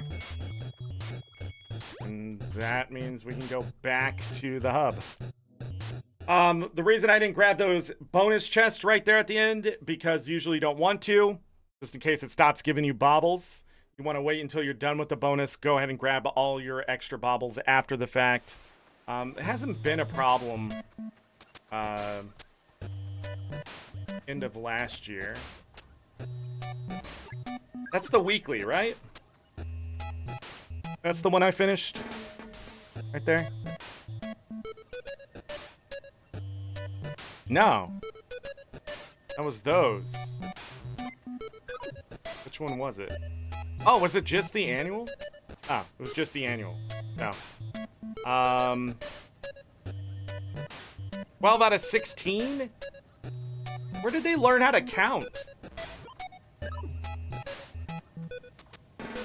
that's right. Where did I learn how to count? Hold on. Yeah. No, it should be 18. Right? Because I ran... No. I'm thinking World 3 is a thing. It's not. It's not. It's just the test zone. Anyhow, yeah. You're gonna get bobble bubbles for that? These get bobble bubbles? Oh my goodness. I didn't realize I was getting more bobble bubbles. Donate enough continue coins to... Oh yeah, that's not really worth it. So, well, it's worth the achievement points, but... yeah, I'm not going to be able to finish the achievement. I don't remember how long World 3 takes, but pretty much you just need to walk up and talk to the notes, and it will enter World 3.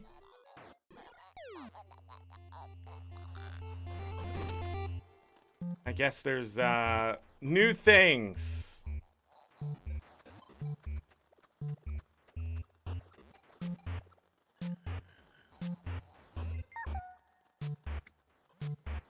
Welcome to my humble roadside potion cart. Times are tough. Choya seeds? Alright, I gotta explore that. We're gonna have to have another show.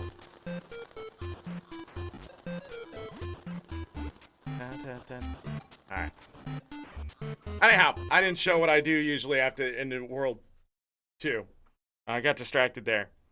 But pretty much, World 2 is just as fast as World 1. It takes about 45 minutes usually to finish both worlds for me or less. If I'm inviting people in, of course, that's going to take longer. But that's what I do. Sometimes I'm just watching YouTube and then I'll put up a looking for group. In the looking for group, where's the festivals?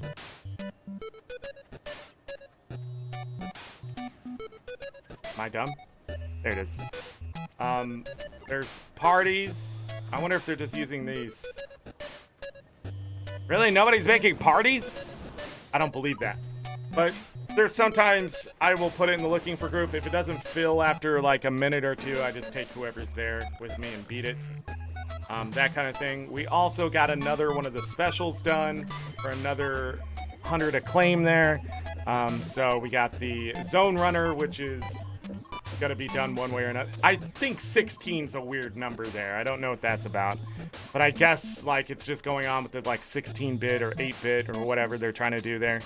Don't need to, but the nostalgia achievement is just the same thing. So it's up 400 acclaim and 50 achievement points for just running those again, which will be later tonight for me. But when I finish World 2, let's talk about that. I'll have all these continue coins. I usually cash them all out just to see what I have. And then I get the bobble bubbles, then I look. Got 151 or whatever. If this is really close, I might go run and grab the bobbles. The other thing is, if I run World 3, I think you get 50 bobbles for it, so... but yeah, but then what I do is go ahead and convert the continue coins back so I don't have any bobbles in my inventory. My home instance has a bobble bubble node that you can get in this festival, and that provides 32 bobble bubbles worth of bobbles throughout the entire year. And so during this festival, the 3 weeks, I will also be throwing those in the bank. Those can be used from your bank to purchase stuff here. And so I can keep my bank empty all festival long as well. So, yeah. Just a lot of rewards, that kind of thing. I will hold on to this. We may need to do another show to get this other stuff done. Sadly, I'm going to end up finishing this stuff. The weekly does not look hard at all. I do that in a night. So they're being very generous with the weekly. I mean, we got World 1 and World 2 done. And I was going to do the test zone. I'm just out of time because I have to go pick up my dog from the vet. So I apologize that we ran out of time. I should have started earlier. If I started like half an hour earlier, I could show that. But let's have another Super Adventure Box show maybe next week. And yeah, maybe on Saturday? Do a bonus show on Saturday? Yeah, maybe that's what I should do, and just talk about World 3 and what's going on with World 3 and look at that. So, Midian, hello. Midian, thank you for being here. Any other mods lurking in chat, I appreciate you, but I gotta get going, everyone. I hope you had a fun Super Adventure Festival. I believe we covered everything. Make sure you grab your weekly trader rewards. Those will reset on Monday. We'll be able to get those 4 times over, so that'll be really nice. 12 amalgamated gemstones, 12 amalgamated draconic lodestones. That's right, these weekly things can be pretty pricey for those baubles. So, like, I bought 39 gold worth of draconic lodestones and stuff today. I probably made close to, what? Getting close to 70 gold. So, yeah. But tomorrow we will be in Balatro? Baltro? I don't know how to say it, but we'll be playing that game tomorrow. I should probably look up how to say that. And Stardew Valley tomorrow evening and Thursday evening. But yeah, that'll be the next couple days. Friday we'll be in Slay the Spire. And Saturday, I think I will do a bonus show for Guild Wars 2 because I don't think this one was enough. And I love Super Adventure Box. So we'll just mess around in Super Adventure Box on Saturday. I think that's what I'll do. But a shorter show is not too bad anyways. So, again, thank you, everyone. I hope you had fun. I hope you hit the like button. The next time we'll be in Guild Wars 2 officially after this might be the next major update or just before it. It's going to collide with Tears of the Kingdom 100%, as far as I can tell, which starts on May 13th. So, I think May 14th is the next major update. 35 days from now, which is 5 weeks. 1, 2, 3, 4, 5. No, maybe not. May 21st. No, that seems about right. May 21st, 3 weeks after that is the, 4 weeks after that, it's the Dragon Bash, right? Something like that. Dragon Bash is next? Who cares? Let's get out of here. The more I think about it, the harder it is. Wait, what? That sounds bad. I don't think I have anything else. Oh, if you know anybody who wants to try or buy the game, want the expansions, don't forget I have links down below if you want to support me. I am an ArenaNet partner. I probably should have said that at some point during the stream, but oh well. I doubt I'm going to get yelled at for that. But, yeah, just to let you know. If you have any questions, you can always leave a comment. And don't forget to join the Discord. We have a Guild Wars 2 section there if you want to check that out. Other than that, I think that's it. Appreciate all of you. Galka, you have a good evening, too. So, I will, get out of here. And as always, I leave you with this. Take care of yourselves. Take care of each other. All we got. Have a great night, day, evening, morning, afternoon. Whatever time it is, make it great. If you're going to bed, sleep well. Get that rest. You will need it. Trust me. If I don't see you for the rest of this week, we're going to be in those games that I talked about. Stardew Valley, for sure. A lot of people have been watching that. I appreciate it. I hope you're having fun with that series. And we got to do some more Guild Wars 2. I feel like I'm not doing enough Guild Wars 2. Especially Super Adventure Box. I'm sorry. I love Super Adventure Box, okay? I don't see you for the rest of April. We'll be getting back into Final Fantasy 9 probably next week. If you haven't seen the Final Fantasy series, we've been doing that. We've played 1 through 8. 9 is up. We had to pause because it wasn't as fun, but whatever. If I don't see you for the rest of the year, you just get busy with life, the universe, and everything. Don't forget the VODs are there to keep you company. That's it. I'm going to go see Bo. Bye.